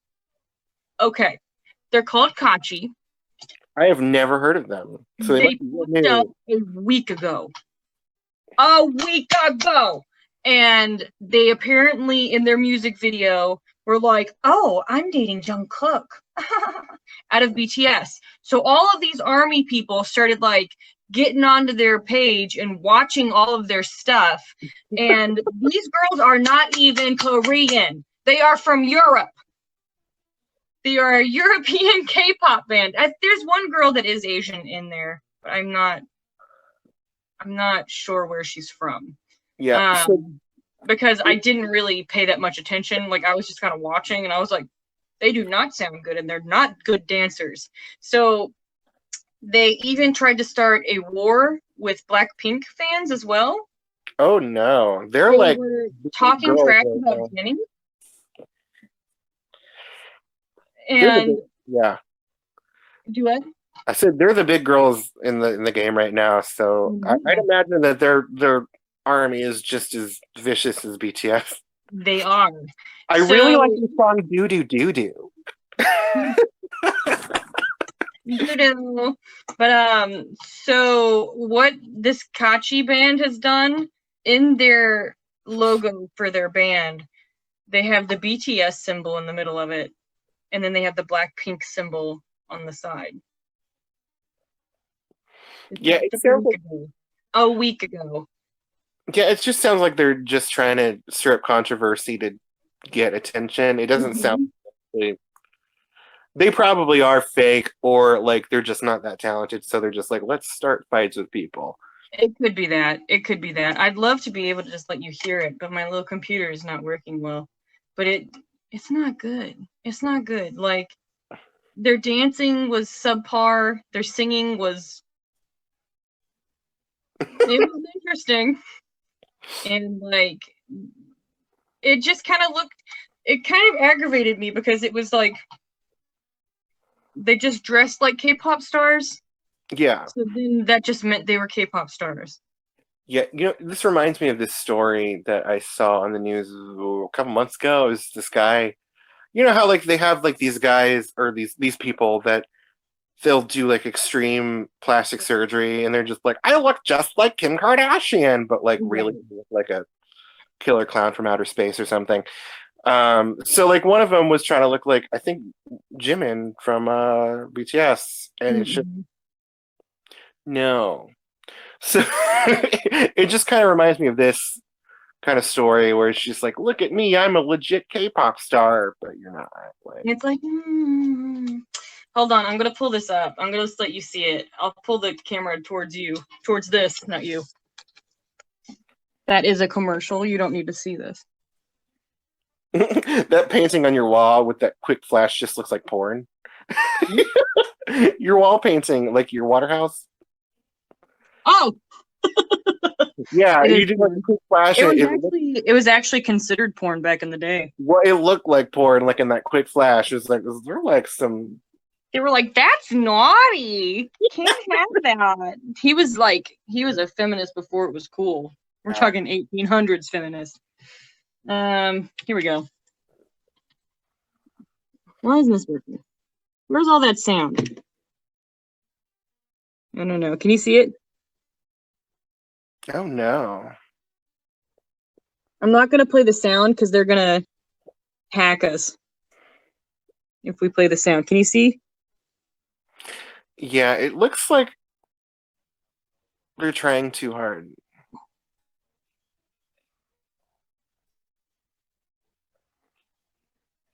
It's not good.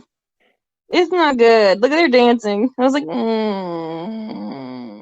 it reminds me more of I mean, you can tell that they're a European band because it reminds me more of like a European girl band like Little Mix. Yeah. Why don't they just do that? Yeah. I mean, Little Mix is good. Try to copy them. Hold on. Let me. Here, I'll let you hear their singing.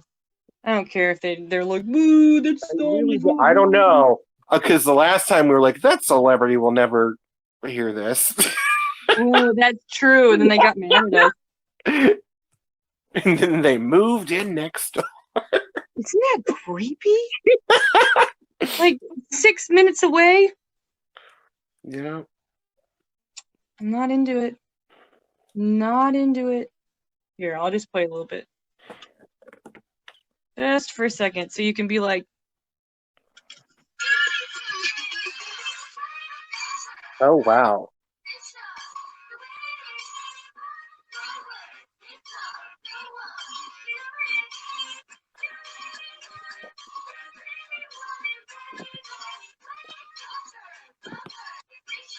This sounds. look, there's Jungkook. They have his picture on their phone.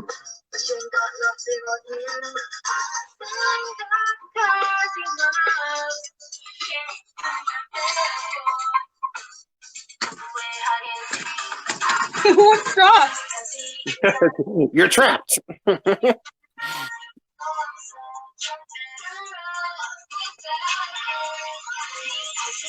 I get it. You have to listen to it all now.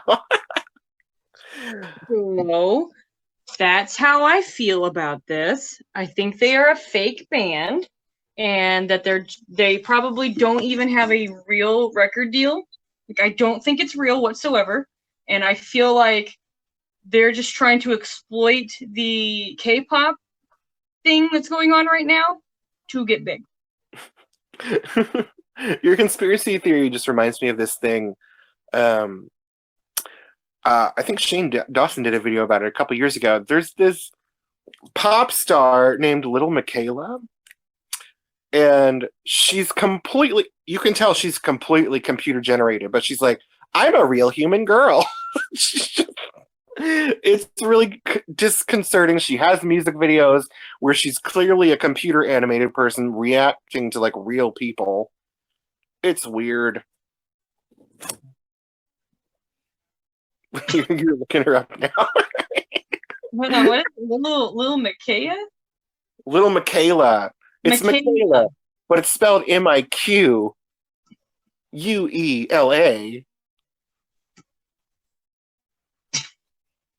Yeah. My face right then. Oh, she is totally computer generated. But she's like, I'm a real person. I'm a real boy.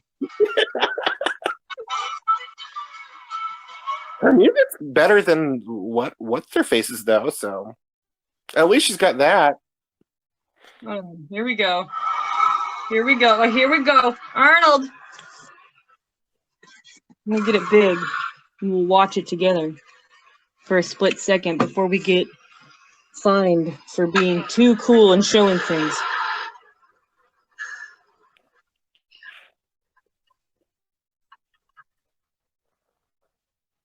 Who's that? Who's this human that's her? Who's this human? It just When they show her face, is she gonna be a robot? She's gonna be a real human girl. Oh my god. And then everything you just said will be a lie. Oh no, she is fake. That is a fake human. That is not, he's real.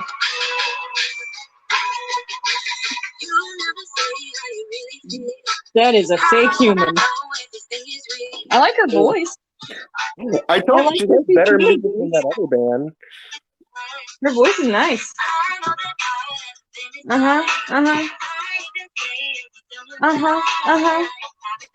Yes. Get it? See, I'm fine with her. At least she sounds good. You know what I mean? Mm-hmm.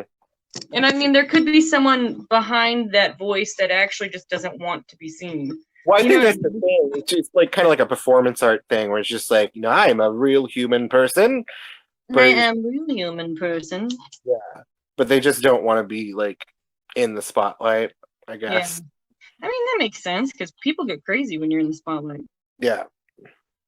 I don't know. It just reminded me of that. Fake band. That actually brings me to one of the things that I was going to talk about. It's a Korean pop show. It's a Korean show that I've been watching. Well, I finished it. I binged it. And then I made Mitch watch it. It's called My Hollow Love. Oh, yeah. You've been talking about this. Yeah. So what it is it's these glasses that people get, and it puts there's a hologram in it of a human. And, like, it looks like he's in the room with you. It even has, like, a shadow. And, like, he's kind of like Alexis, but like in human form. Alexa, Alexis, a little bit.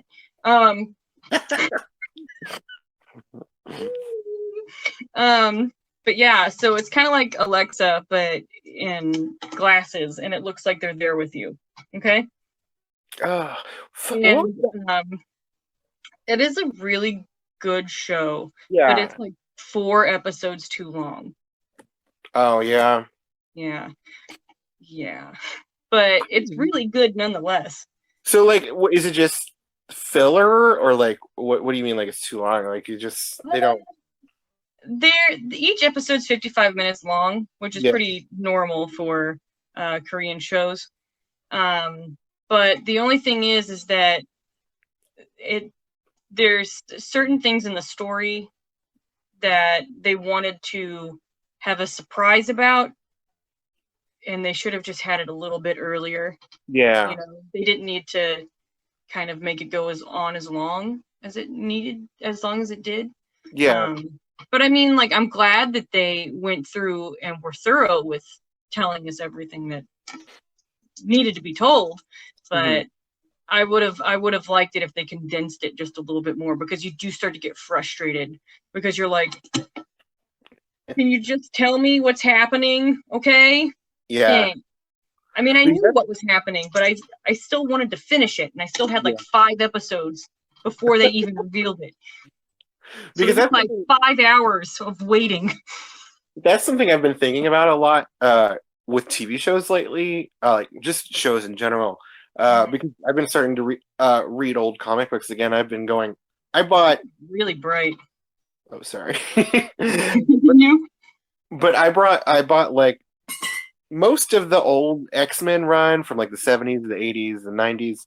So like I've been reading them in order, and like I've been kind of enjoying like the weird filler issues, and I've just been thinking about like how they used to do that with TV shows where like every season has to be like 20 something episodes. So like you just pad it out with like weird one-off episodes, and sometimes I really like that.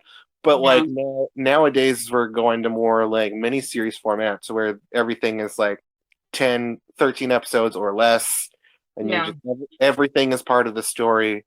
And so I'm kind of conflicted because like I like one complete story, but I also like weird little one-off stories too. Well, it gives your brain a break.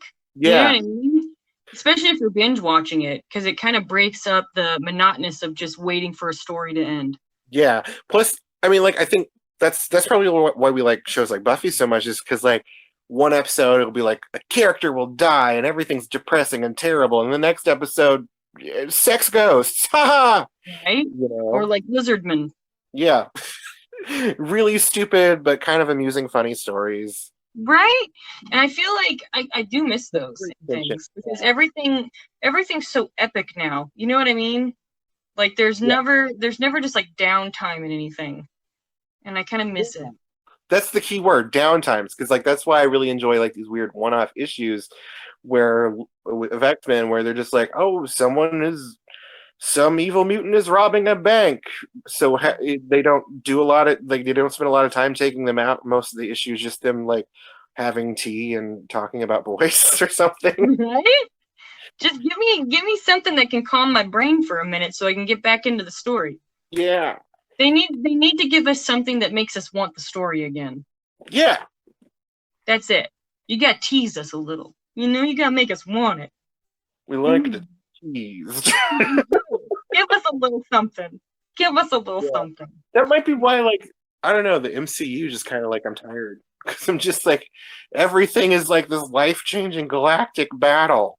And that's why I like the weirdo movies, like the Ant-Man movies or the funny Thor movies, where it's just like, okay, but we're gonna tell jokes and just I didn't like most of the Marvel movies. I liked Thor Ragnarok. Yeah. It's hilarious, and it's Taika Waititi, and you know I love Taika Waititi. They've confirmed him for a Star Wars movie now, by the way. Is it gonna be the Kylo Ren stuff? I don't know. Just imagine him. If it's the Kylo Ren stuff.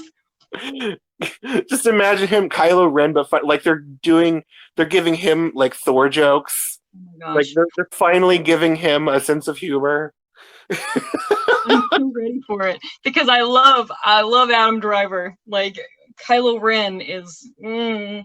But you've seen his stupid SNL sketches. You know he can do that stupid comedy. It would be so good. I would laugh so hard. 50 cc's of boner. I love how serious he was when he said that too.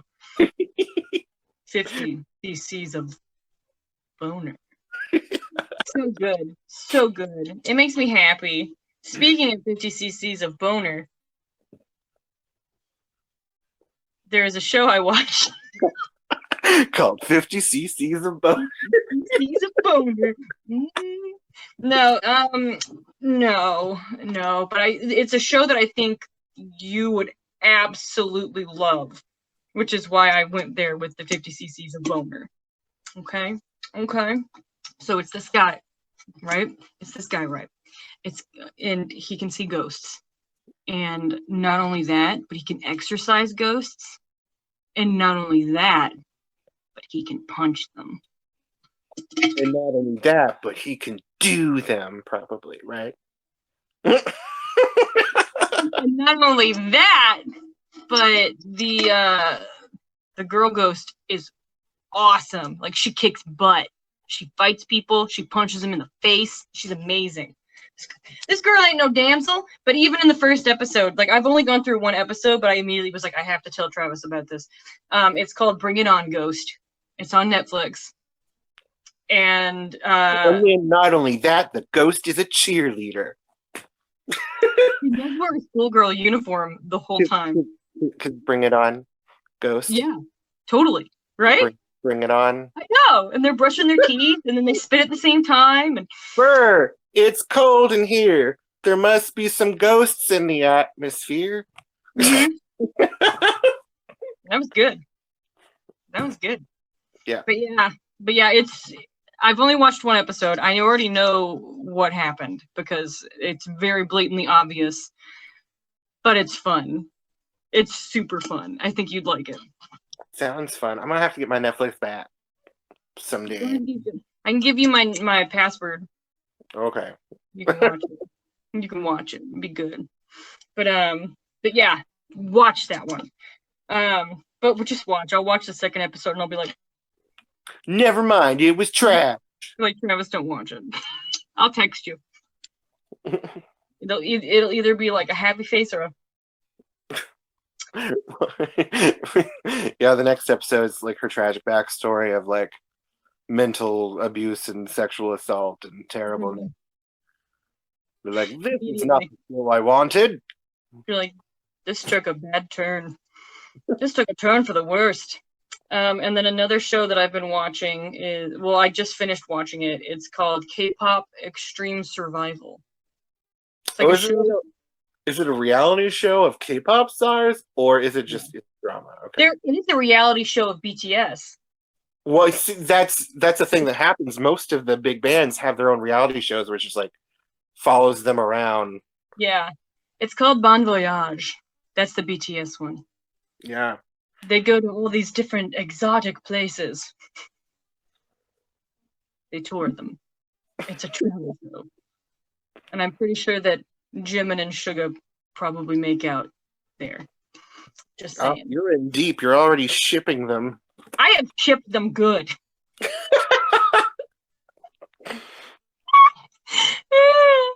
But theirs is a subtle love.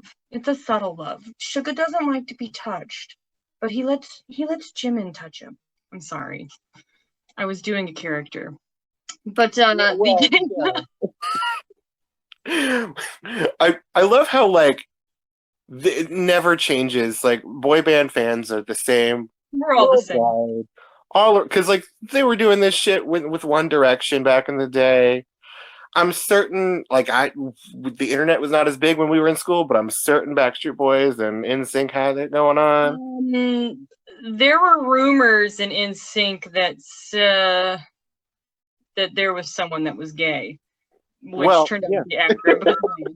But they never really did the whole like, oh, they're dating thing. But I mean, they do fan service in K-pop to where like they know the hamster effect is real and they know you want to ship them together. Yeah. So like they play up on it. You know what I mean?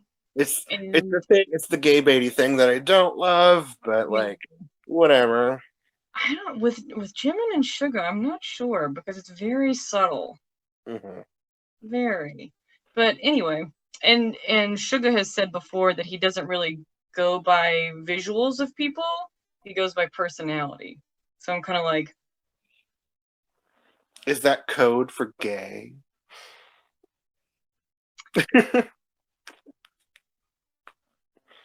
Could be. And if he is, get it. It could be because then like maybe bisexual. If he comes out, then you'll look back at all his interviews and be like, I knew it. It'll be just like those Jodie Foster interviews from the 70s where they're like, so what kind of boyfriend do you want? She's just like silent and like staring at them. She's like a feminine one. One with ladies is a lady. One with lady giblets. Yes. Thanks. But is a lady. But yeah, I mean, they say that it was bad translation, that he was saying that he doesn't date women for what they look like, but for their personality. And then he said that it's the same way for men for when he's picking friends. But there's still even kind of a... it could be either or.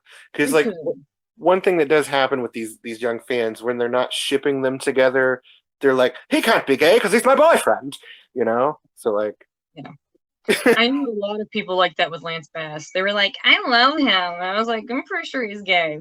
And they were like, but I love him, so he's not. And I was like, Was Fancy one of them? do I? Was Fancy one of them? No. Ugh. She liked JT. No, JC. No? Yes. JC. Yes. Now we're all about Joey. I love Joey. Chris Kirkpatrick and Joey were my men. Yeah. Those were my men. We didn't see the light back in the day, and now we're just like, Joey, you're a little chubby and you make hot dogs and lasagna. You're my man.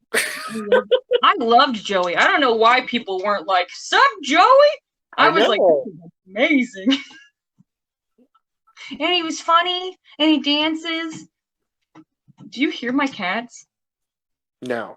They're destroying the carpet under this door. I'm sure that they are. You know they're going to jump right on the camera. I know. Oh my gosh, you're so big. You're such a big kitty. Oh my gosh, he's Fry. Hello, Fry. Isn't he beautiful? Oh. This is Fry Cat. He's 22 pounds of awesome. He's so pretty. Is he feeling better? He is. I started giving him dandelion, which is a natural diuretic, because he had fluid on his heart, and I think that might be taking care of it because he's up and running around again and being Fry Kitty. Good. Yeah, I was in panic. I was in panic. You know I love my babies. Oh, I love the babies too. I know you do.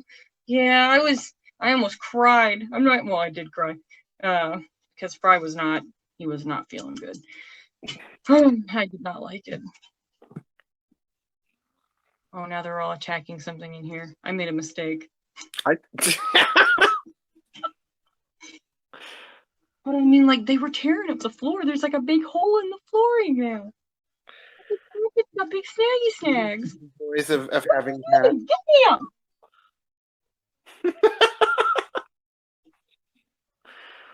Crap weasels. But anyway, yeah.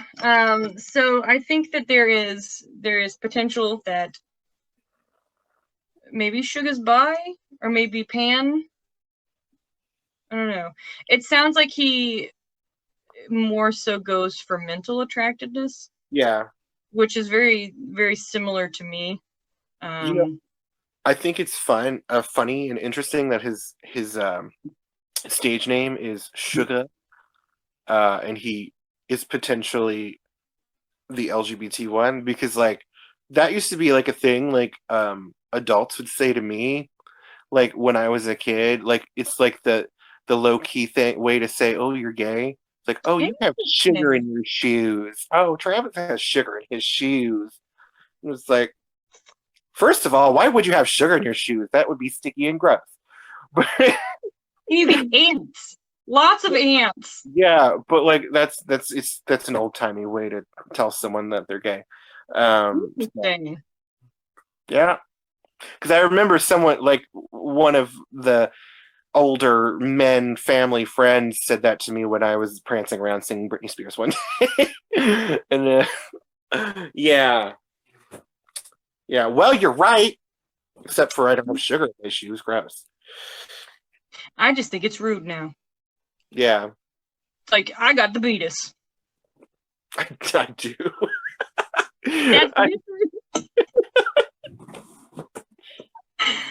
I can't put sugar in my shoes because then my foot will get gangrene. I will lose my toes. Oh God, yeah. But another thing is he's very big on gay rights. Yeah. And he's very big on mental health. And he actually has like donated a lot of money to different organizations for both. So I'm kind of like,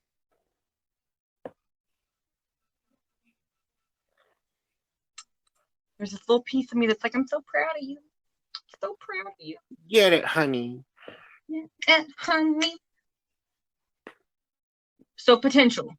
I'm not sure, but no one's sure. The only person that's sure is him.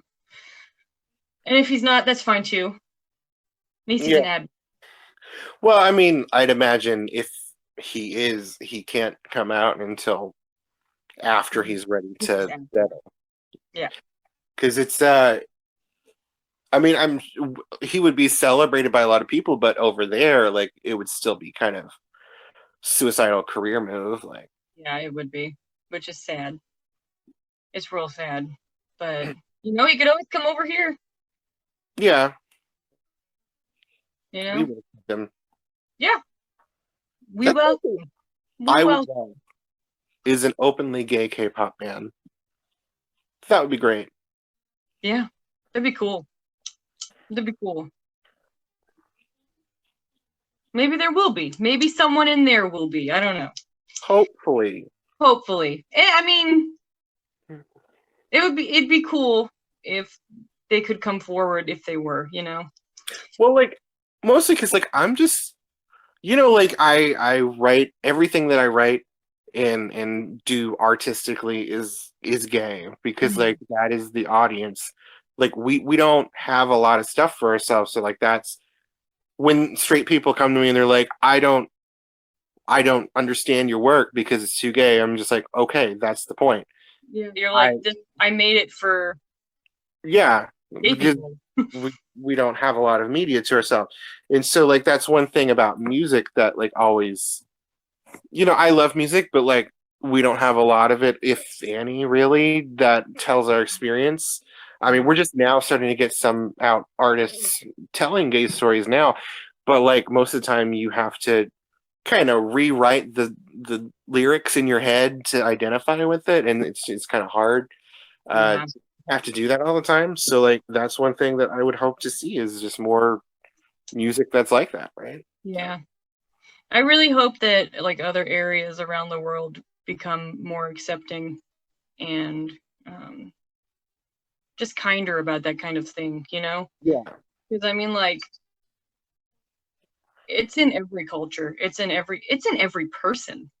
You know what I mean? Because like sexuality is such like a fluid motion of hormones and all kinds of stuff, you know? I do identify as a mostly gay man, but sometimes I like ladies and sometimes I watch straight porn and sometimes I'm just like I would smash. It goes back and forth. It's not 100% one way or the other, and it drives me crazy. Blake Lively? The what? Was it Blake Lively? What about Blake Lively? I remember one time you told me. No, we talked about her, but I don't know. She's not like one of the ones I'm just like, yes. Like I just. Who was it? I don't know. It was on one of the podcasts because I do remember talking about it and listening to it on the podcast. I don't remember which one it was.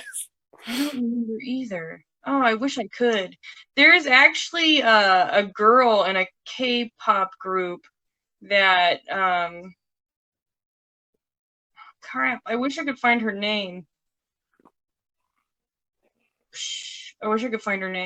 But she's a big tomboy and she wears Is it Amber? Yes! Amber Lee from FX? Yes!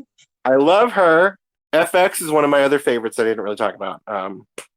Which by the way, another thing that there was a girl in that group that killed herself, which is really sad.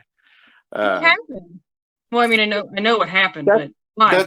That's an epidemic that's happening in a lot of K-pop groups. Is like some of these young trainees, they just kill themselves just because like they can't, like it's such a mental assault on them that they just can't take it.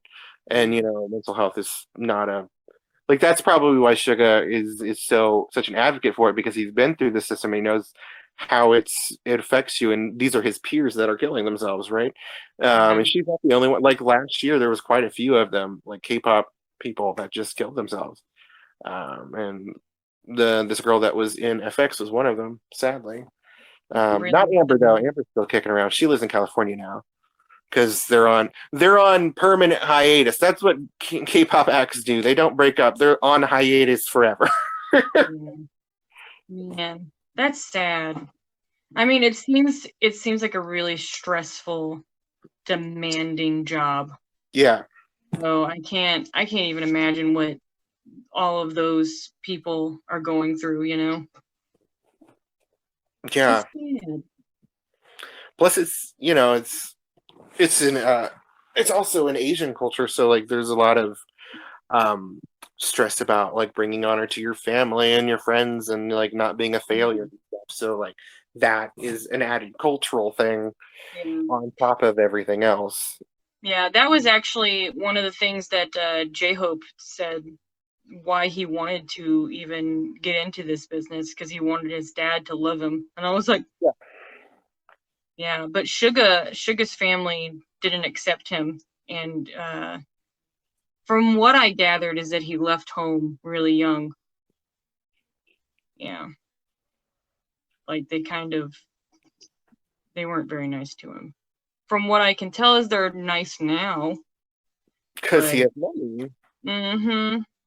That's one thing. Like if I ever make like a lot of money, like the people that were horrible to me, I don't want you back in my life.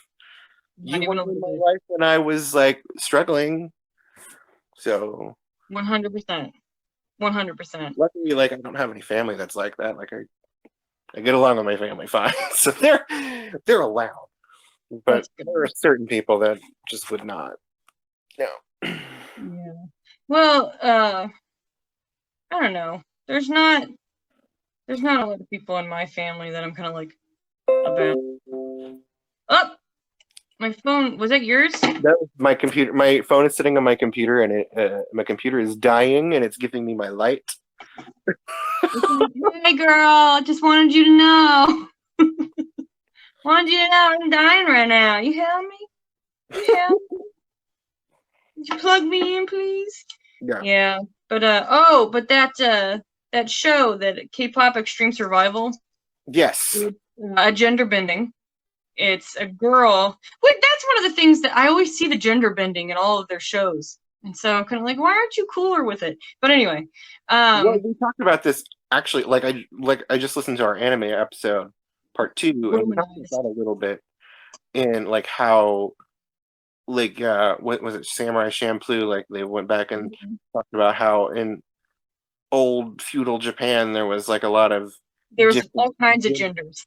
So like they're okay with like the cross dressing, but like it was when like kind of more Western religions entered the area that everybody came conservative and kind of crazy about that stuff. So, so that's probably I'm not. It's probably similar to Korea. Yeah. But I don't want to say that because I'm not sure. No, well, I mean, it probably is very similar. It's probably just like, Westernization kind of just came in, and so it's just like them doing like the androgynous stuff is kind of left over from that. Right. Well, I mean, it's kind of like how, like, oh my gosh, where was I going? I was gonna say something about witches, and then I lost it in my butt. The witch stuck right up there. It'll come back. And it'll be like 4 a.m. and I'll be like, that's what I was gonna say. But yeah, the Westernization, they just did not like feminine things. Like Twilight. Do I? Like Twilight. Yes. Like the Romans would have come in and been like, this is terrible. Which I also don't get, because the Romans were having a lot of gay sex, but I guess because to them it was just men being friends. Because to them it was double the men, so it was double the masculineness. So there was so much manliness going on, so much. Yeah, that's what it was. But yeah, but the show, that Extreme K-pop Survival show, it's a girl that dresses very masculine, and everyone always just thinks she's a boy. And her cousin, I think it was her cousin, because then later on he said he liked her. I got really confused. But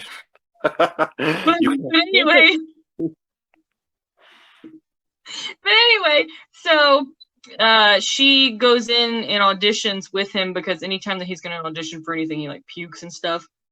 And the only time he's cool is when she's there. So, yeah, so she auditions and she gets in. And there's a whole lot of this grouchy K-pop star being like, am I gay? It's like Mulan, but with pop music. Totally. Oh, snap. When Mulan and Li Shang, their sexual tension was so high, and she saved his life when he was in that avalanche. Yeah. Here's the thing, like, he was totally falling in love with a man. And then, like, it turns out that she was a girl, and he was still... So, Li Shang, bisexual, confirmed. Oh, 100%. And this guy, obviously... Well, this guy was like, I thought I was falling in love with a man. And then now you're a girl, and I feel so weird and so cheated. Like, it was one of those things where he was accepting himself. Like, in his head, he was like, okay, I see where this is going. All right. I'm gay. Sometimes sexuality, like we said, sexuality is a spectrum. It's fluid. Sometimes you fall in love with someone and their gender does not match what you're used to, and you're just like, okay, well, this is new. You're like, when? Yeah, totally. It's like, all right, well, I'll take it. You know, what's wrong with wanting and needing love? You know, no matter who it's from, not your child.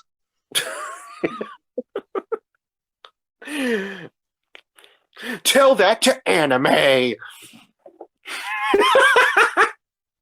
That is some of sisters and brothers and moms and their sons. It's okay. He's only my first cousin. It's okay. He's only my first son.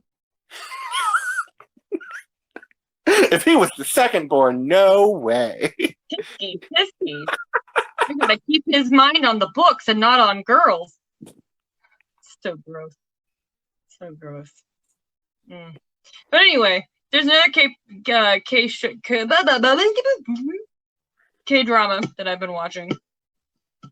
It's called Crash Landing on You. Is it about aliens? No, surprisingly. So it's this lady in South Korea that's like all like rich and stuff with her fashion line. She goes parasailing, and a storm happens, and she gets knocked into North Korea, where she meets a North Korean soldier. Oh no. That seems like very... I wonder how that's being received in like Korea, like South Korea actually. Because like that feels like a very like touchy thing. Yeah. That's another one of those shows where it's gone on way too long. Yeah. Like they could have stopped at episode 8, and there's like 6 more episodes, and I'm like, so I haven't even finished it.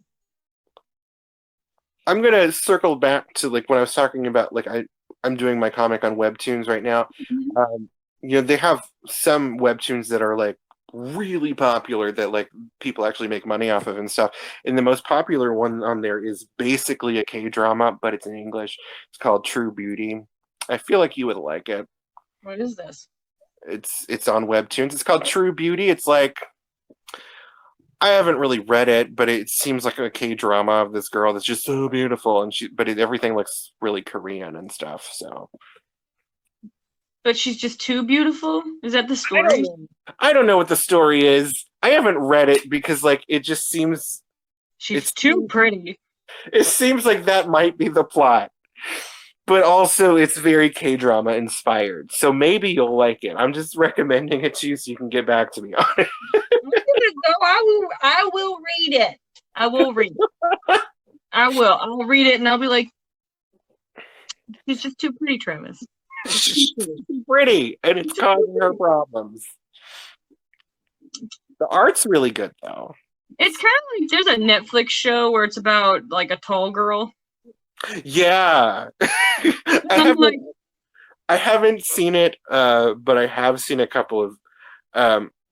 There's a couple of like snarky movie review channels that I watch, and some of them are like, "I'm a tall girl and I hate a tall girl." It's pretty funny. Yeah. She's too tall. How dare she be tall? Oh my gosh, I cannot tell you how many times people are like, "You're really short." Here, I'm gonna put my arm on your head because you're a table. Yeah. You're the I mean, you perfect don't have to tell me. arm. I've been around for some of them. We went to high school together. I saw it happen in real time. All the time. It was pretty much a multiple time a day. Every day backstage in theater, whatever we were doing, like you'd be like there, and like one of the tall actor boys would be like, "Oh, I'm leaning on you." Like, yeah, I remember.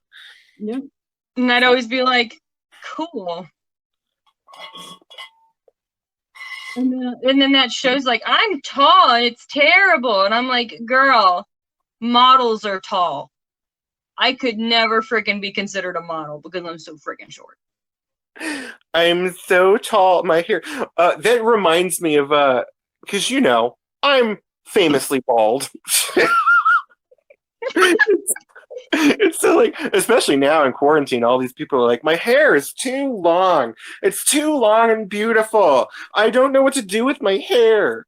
It's just like, yeah, at least you can grow it. What, you mean like this? I know.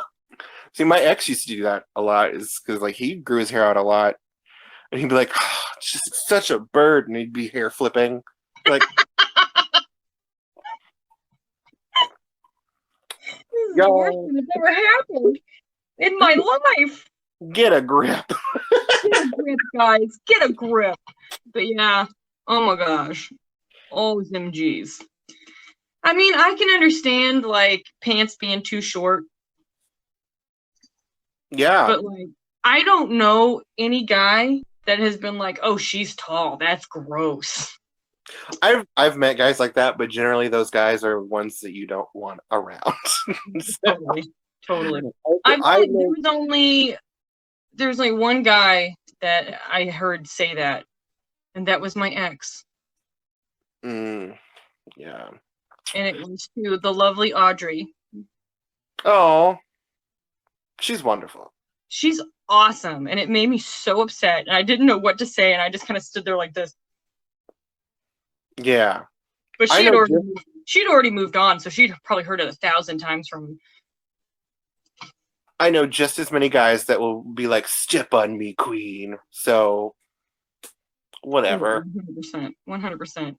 Yeah. When it came to me, though, I would always have like just people picking me up and moving me. Like I was like a rag doll. Yeah. I'm like, guys, I am a human being. Body autonomy. This is mine. Stop picking me up and moving me to the space you want me to be in. I agree with that. Do you hear her? I did hear that. That one was loud. She agreed very loudly. He's short too. The bed's adorable. Oh no, when I pick up a bed to pet her, is that how she feels? Now I feel conflicted.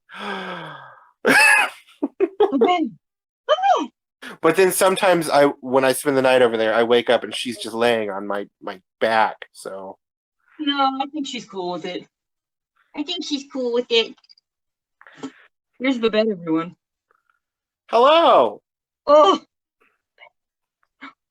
she's so mad. She wants out of this room, and I'm like, "You shouldn't have come in." Right? So K-pop and Korean dramas.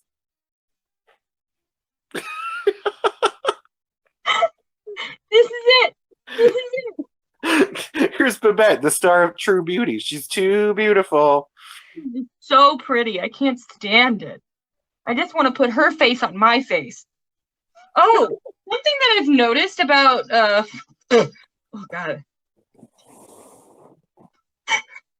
Something I've noticed about Korean like television shows. When there's a kissing scene, it's this. Yeah, where they're like shocked that they're kissing. Yeah, there's like one of them is always shocked and there's no movement of their mouth. And then the other one's always like It's usually like what the aggressive male, and then the girl who's just like, I can't believe this is happening, right? Right. Yeah, I'm yeah, I've so. seen that. I haven't watched a lot of them, but I've seen that a lot from people who have. So Oh yeah.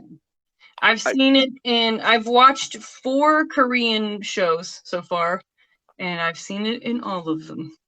I think it has to do with, like we were talking about earlier, how like taboo anything sexual is there. So like that's kind of like their indicator of, I am trying to restrain myself. I am Mm-hmm. not the lady of the night. It's like, I'm I'm not doing this. I yeah, don't like this at all. And then they're like, yeah, yeah. yeah, yeah. That is one of the most amusing things to me is when I'm watching the show and they're like really close to kissing, and it doesn't like they can both be into it too.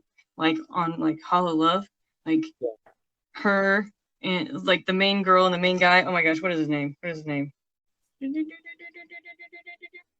Yoon Hyun Min and Ko Sung Hee. I can't read my handwriting, but I can't read it. But like they're both like getting like in each other's faces, and like it's an intense, like powerful moment. He's got like Yeah. tears coming down and snot coming down his lip, and she like goes in for a kiss anyway, even though there's like snot down here. Me, I'd be like, wipe your mouth and we'll talk. But but like, Yeah. but it was like I, really intense where they're like this, oh yeah, and then immediately.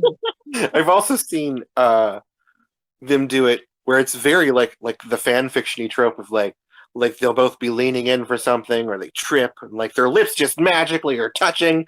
Oh my god! That's happened in every single one of them that I have seen. Every Yeah, one of them. And yeah. each time I'm like, yes! Fate wants it to happen. And I'm like, this is what I wanted. This is what I wanted.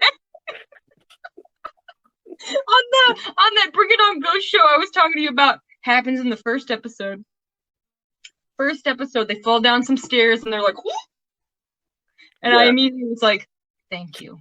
It feels so. Here's the thing. I'm gonna make a comparison because it feels a little more wholesome than like when it happens in American shows. Because in American shows and movies, like for example, we love our Buffy, but Joss Whedon does this a lot, where like they'll trip and then the girl's boobs are in his face and they have an awkward moment where it's very that, and it feels very similar, but a little more innocent. Yeah. It's just a little peck on the lips. And I love that all of these, like, I don't know if this is just like something that's in Asian media, but there's always the arm grab. It is in Asian media because it's very prevalent in anime too. Like also the kiss thing too. Yeah. Yeah. Yes. And I love that too. Like a cultural thing, I guess. I love that too. Like, they're like, I'm mad, and they're gonna storm out, and then they grab their arm and they're like, how dare you? But then their eyes like wiggle.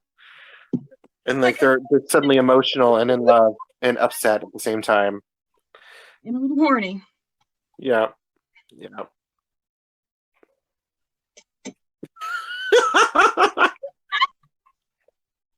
I love it so much. Like, I think the reason why I am enjoying these shows that I'm watching that are like the Korean shows or like the Japanese shows is because there's actually romance in it. Yeah.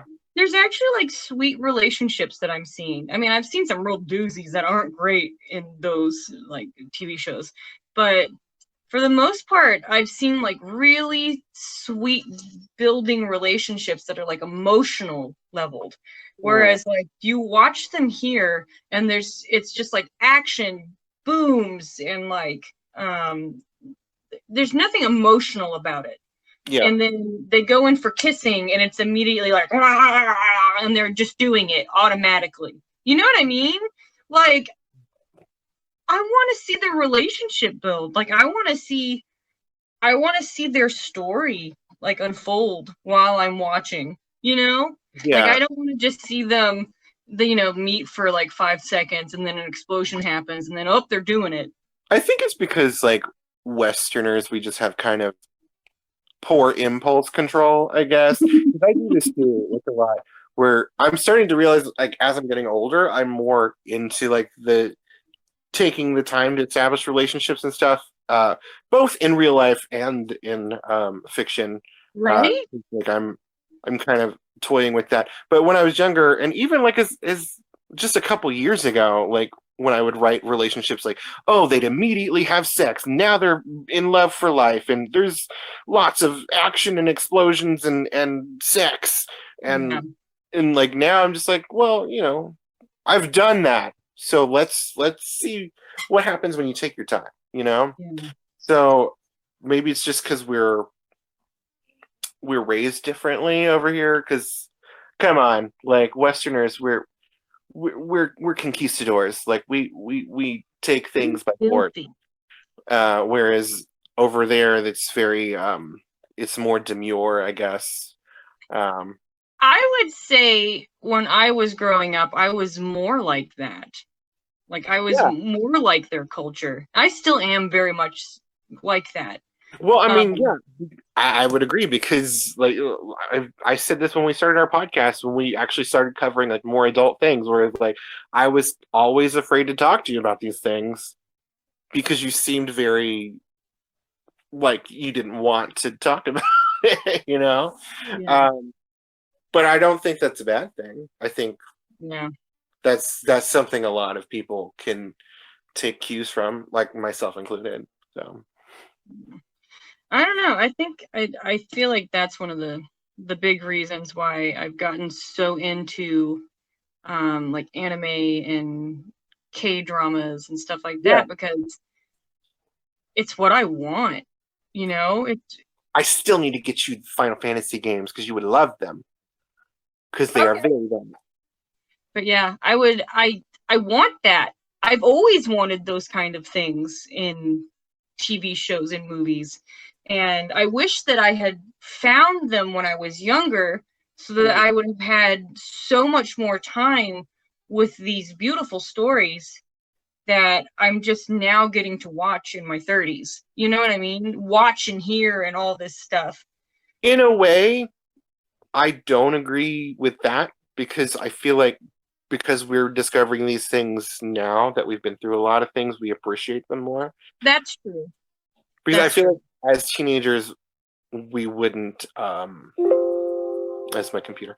I feel like as teenagers, we wouldn't appreciate some of the nuances of everything. Like we would just go for the splash here. Like because like even you like being a little more sheltered, I still think your teenage brain probably would have not picked up on some of the things that it does now because you've been through a lot more. And I feel like we appreciate things better now. That's probably true. Yeah. But I just remember, like, when I was growing up, I always felt out of place. Yeah. You know what I mean?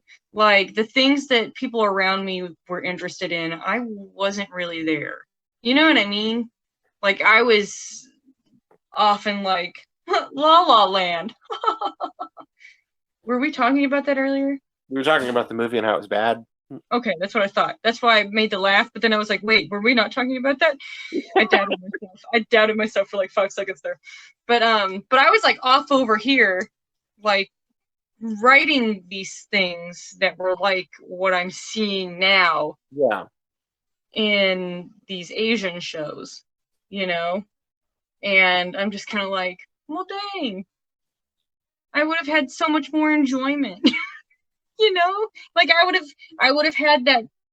I would have had something to cling on to at that time, because at that time I was clinging on to like things that were in the 1960s because they were a lot more wholesome. Yeah, they were a lot more wholesome, and I was very drawn to that era, even though it was like outside of the television shows. It was crazy. Yeah. They were like, I'm on drugs, but they were doing the heavy a lot. I think also times are very different now than when we were younger, and I feel like, especially nowadays, we're kind of going through like a second adolescence.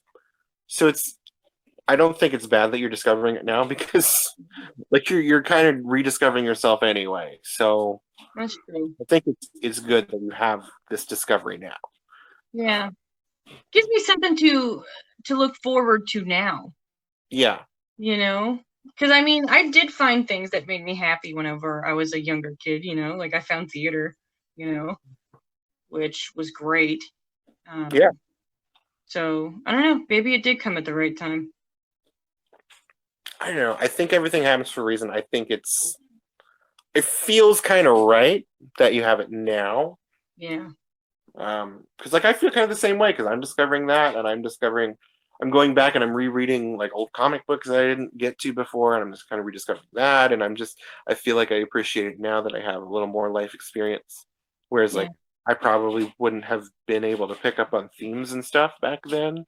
Yeah. I mean, I could say all day that I was a smart teenager, but like I feel like life experience is the missing thing that lets you appreciate things more. Yeah. Like what we were talking about, I've always kind of had this, I'm going to say, I found out about this recently, that in like Japan, you can leave your bike outside Yeah. and nobody will touch it because like they're really big rule followers. And like I was always like that. Always. Like to the point where I would like detriment myself. You know what I mean? Like I would put myself in some like situations because Get on that roll. You get on that roll. what roll? These walls are paper thin. But yeah. And I've always been like that, and just finding that out, I was just kind of like, yeah. Yeah, and going back on what I was saying earlier, Americans are very not that. And I think given current circumstances, you can see that very clearly with people being like, well, maybe a couple million people should die so we can make some money. It's fine. Right? It's awful. Yeah. So I get what you're saying. Yeah. Yeah, I mean, like, our entire country was based on rebels. You know what I mean? Like, we're taught that as like little kids, you know? Like, we didn't want to be underneath the British rule anymore. We didn't want to have to have their religion and all this stuff. So we rebelled against them and came over here, you know? You know what this makes me think of is how we used to always talk about how like Australia was made up of like all the like it used like that's where all the criminals were cast off from Britain from Britain. I feel like America's more that. I feel like we're like the bastard child. We are the bastard child. Much more so. Yeah. Well, I mean, at least like Australia, they still consider Australia to be part of them. You know what I mean? Like they're still a British colony. It just reminds me of that stupid meme that's been going around lately. It's like a cartoon of like the Olympics and like the third place bronze person's like, yeah, I won, blah! And like the gold and silver like looking at them like, what? And it's like usually like labeled like America or something. Yeah. We're the redheaded stepchildren. We are. 100%. We're the dirty bastards. But yeah, we're the dirty bastards. I can say that because I'm Irish. Me too. We are the dirty bastards. The Welsh witch. So good. It's so good. But yeah. I went to actually say this when we were talking about the pop stuff, like pop culture, because it kind of blended in with our topic and pop culture. But Suga just came out with a new song with IU. to Who? yeah. Indiana It's University? yes, he's coming to Indiana to study. What? No. Um, he's doing he did a song, I think it's called 8. I don't read Korean, and I'm very sorry if that's not what it's called. But he's the producer of the BTS stuff, and he's like branching out, and he's producing a lot of songs for other people, and they just dropped it yesterday. So it came out at like 4 a.m. our time, I believe. I So hope at like 8 something their time. yeah. Yeah, 100%. Is there anything else you want to talk about? No, like I covered my likes, which I'm not as into it as you are. I just like I'm a casual, but like I will jam out to it, and I will listen to the same Wonder Girls songs over and over again. That's my thing. Yeah. I watch when I'm wigging, when I'm doing my job. Mhm. I have BTS videos that pretty much just play the whole time. And then Are you watching your K dramas when you do that too? I can't. See, like I'm the same way because like I'm trying to watch like subbed animes, Yeah, you can't. and I can't while I'm doing art because I need to I can't I don't know what's going on. You turn your eyes away for a second, and it's something else, and you're What? like, man, what happened? What happened? What happened? No, but there was only there was one dubbed show that I watched, and that was Hollow, the My Hollow Love. I had it's that dubbed. one. Huh? It's dubbed. Yeah, That's that one's cool. dubbed. Is the dub good or is it just like weird, like bad acting? It's not bad. You have to get used to the guy's voice, because he's acting like Alexa. You know what I mean? So he's like, "Hello, those glasses look great on you," kind of a thing. But then whenever I'm gonna give some. We're spoiler. So Hollow is made. The likeness of Hollow is made after the person that made it. So then when he comes into the picture, the actual maker of Hollow, his dubbing is more human. So Yeah. I think it's so you can tell the difference in their voices when they're talking to each other. And I mean, they're different characters. So it makes sense that he would talk differently and be more robotic when he's a robot. I mean, a hologram. I mean, Yeah. yeah. I just think dubbing is fascinating because sometimes it's really good and sometimes it's like, what is this? What's going on here? Did you hire like your mother-in-law to do this? That's what happened with Shinmu. Did you ever play that game?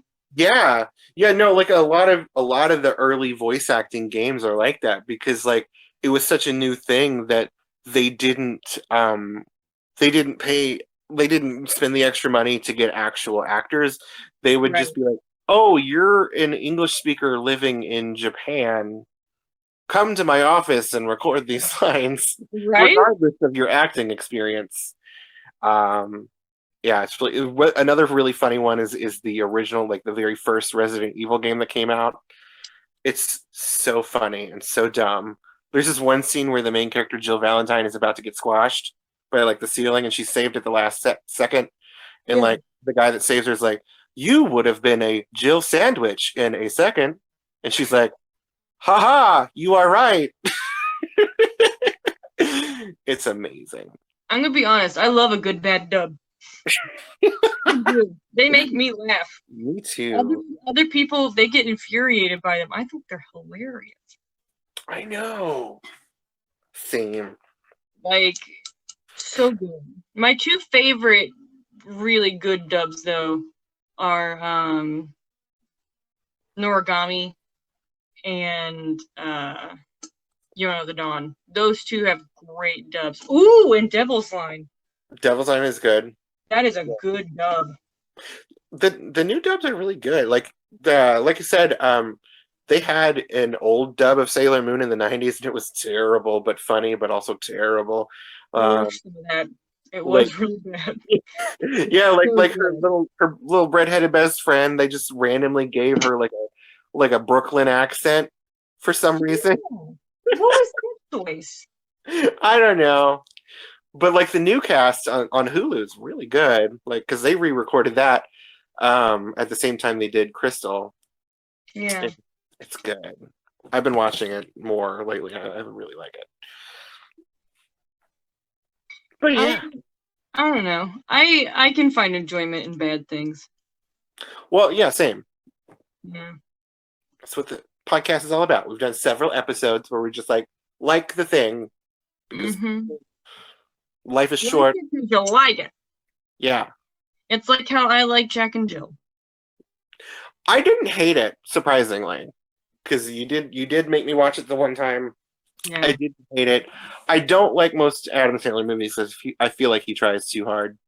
I feel like he does the same one note thing he did on SNL back in the day. I only liked him when he was Jill. Yeah. When he was Jack, I was like,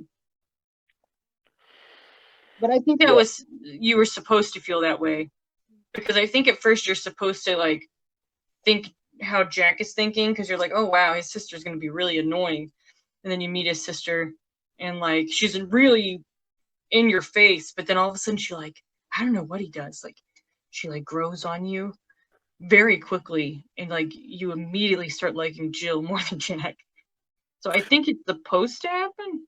Well, I mean, it's because you can see like that the character is at least trying to be a good person, you know? Right? Whereas Jack's just a butt munch. Jack's just like, I'm rich and I do ads. And I do whatever I want. Married to Katie Holmes. But you know who's in that though? It's one of the comedians that you remind me of. Meadows. Oh, Tim. I like Tim Meadows. Yeah. He was in Mean Girls. People often forget. No, I remember. Yeah. I remember. He was also on Brooklyn Nine-Nine. He played a cannibal. I also liked his character on SNL, the ladies' man. He's like, "Hello, ladies." Hello, ladies. And he had He's like sitting there smoking. He's all handy. He had like the weird lisp, but the ladies were like, "Oh yeah." They loved it. They were all about it. Yeah. They were all about it. Well, you know what? I think this is going to wrap up the Nerdy 30s show today. I know. We've recorded for so long, but it's because we've been in prison of our own homes. We haven't seen each other in like 2 months.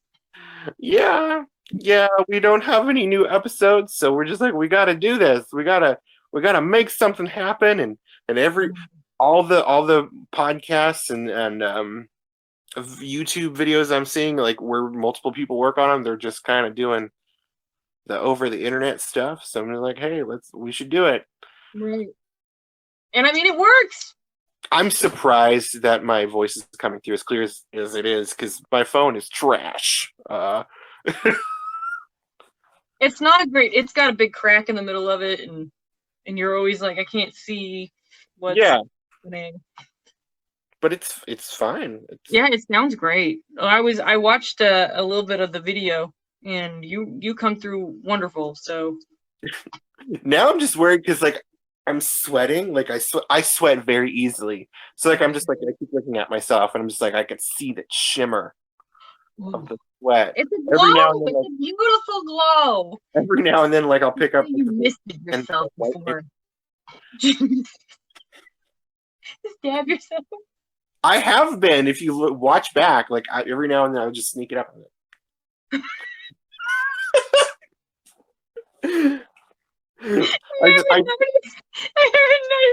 I just want to clarify it so that people, if they do watch it, they're not like, is he sniffing someone's underwear? Like, because like I don't know. What is that? Is it a shirt? This is a shirt I have next to me.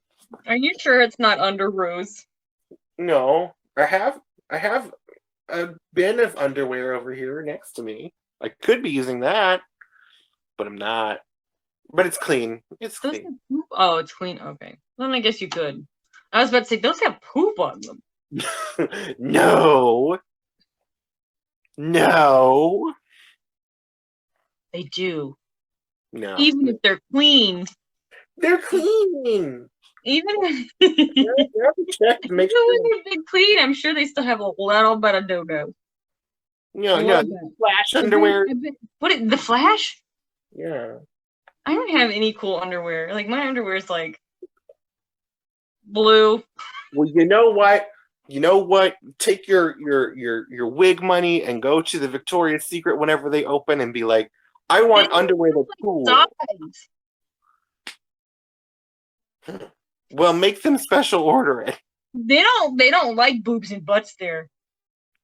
Why? That's their whole business model. They don't like them. They're like, excuse me? You've got a big booty and big boobies? Mm-mm. We have nothing for you. But you're not even like big. That's weird. I'm thick. I'm a thick lady. Yeah. And they don't like to be joyous about thick ladies. That's weird. Get on it, Victoria. Get your secrets more, better, big, beautiful, bigger, big secrets. Big is beautiful. Yeah. So we've literally run out of things to say about K-pop and K-drama. Guys, thanks for watching. I hope that you enjoyed our Korean media talkings. My butt hurts. And Yoongi and Jimin are dating. Maybe. Shane is my husband. He is. Abigail is my wife. I am divorced from Sebastian. After I divorced Sebastian, I married Elliot because his hair was long. Sounds about right. Thanks for listening.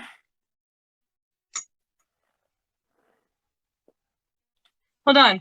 I should have done it like this. Like I just got in close the camera. Oh.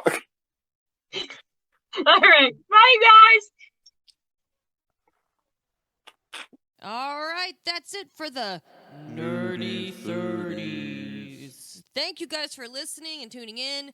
You can hear us in 2 weeks. We upload bi-weekly, and if you like what you listen to, you could always share, tell your friends, and possibly leave us a monetary tip. We like those. We will have our links in the show descriptions. And if you have an idea for a topic for us to talk about, remember we like pop culture, send it our way, and something might, make us want to do it a little bit more. What do you think that would be, Travis? Probably a tip, which, again, check the show descriptions. All right. Thanks for listening, guys.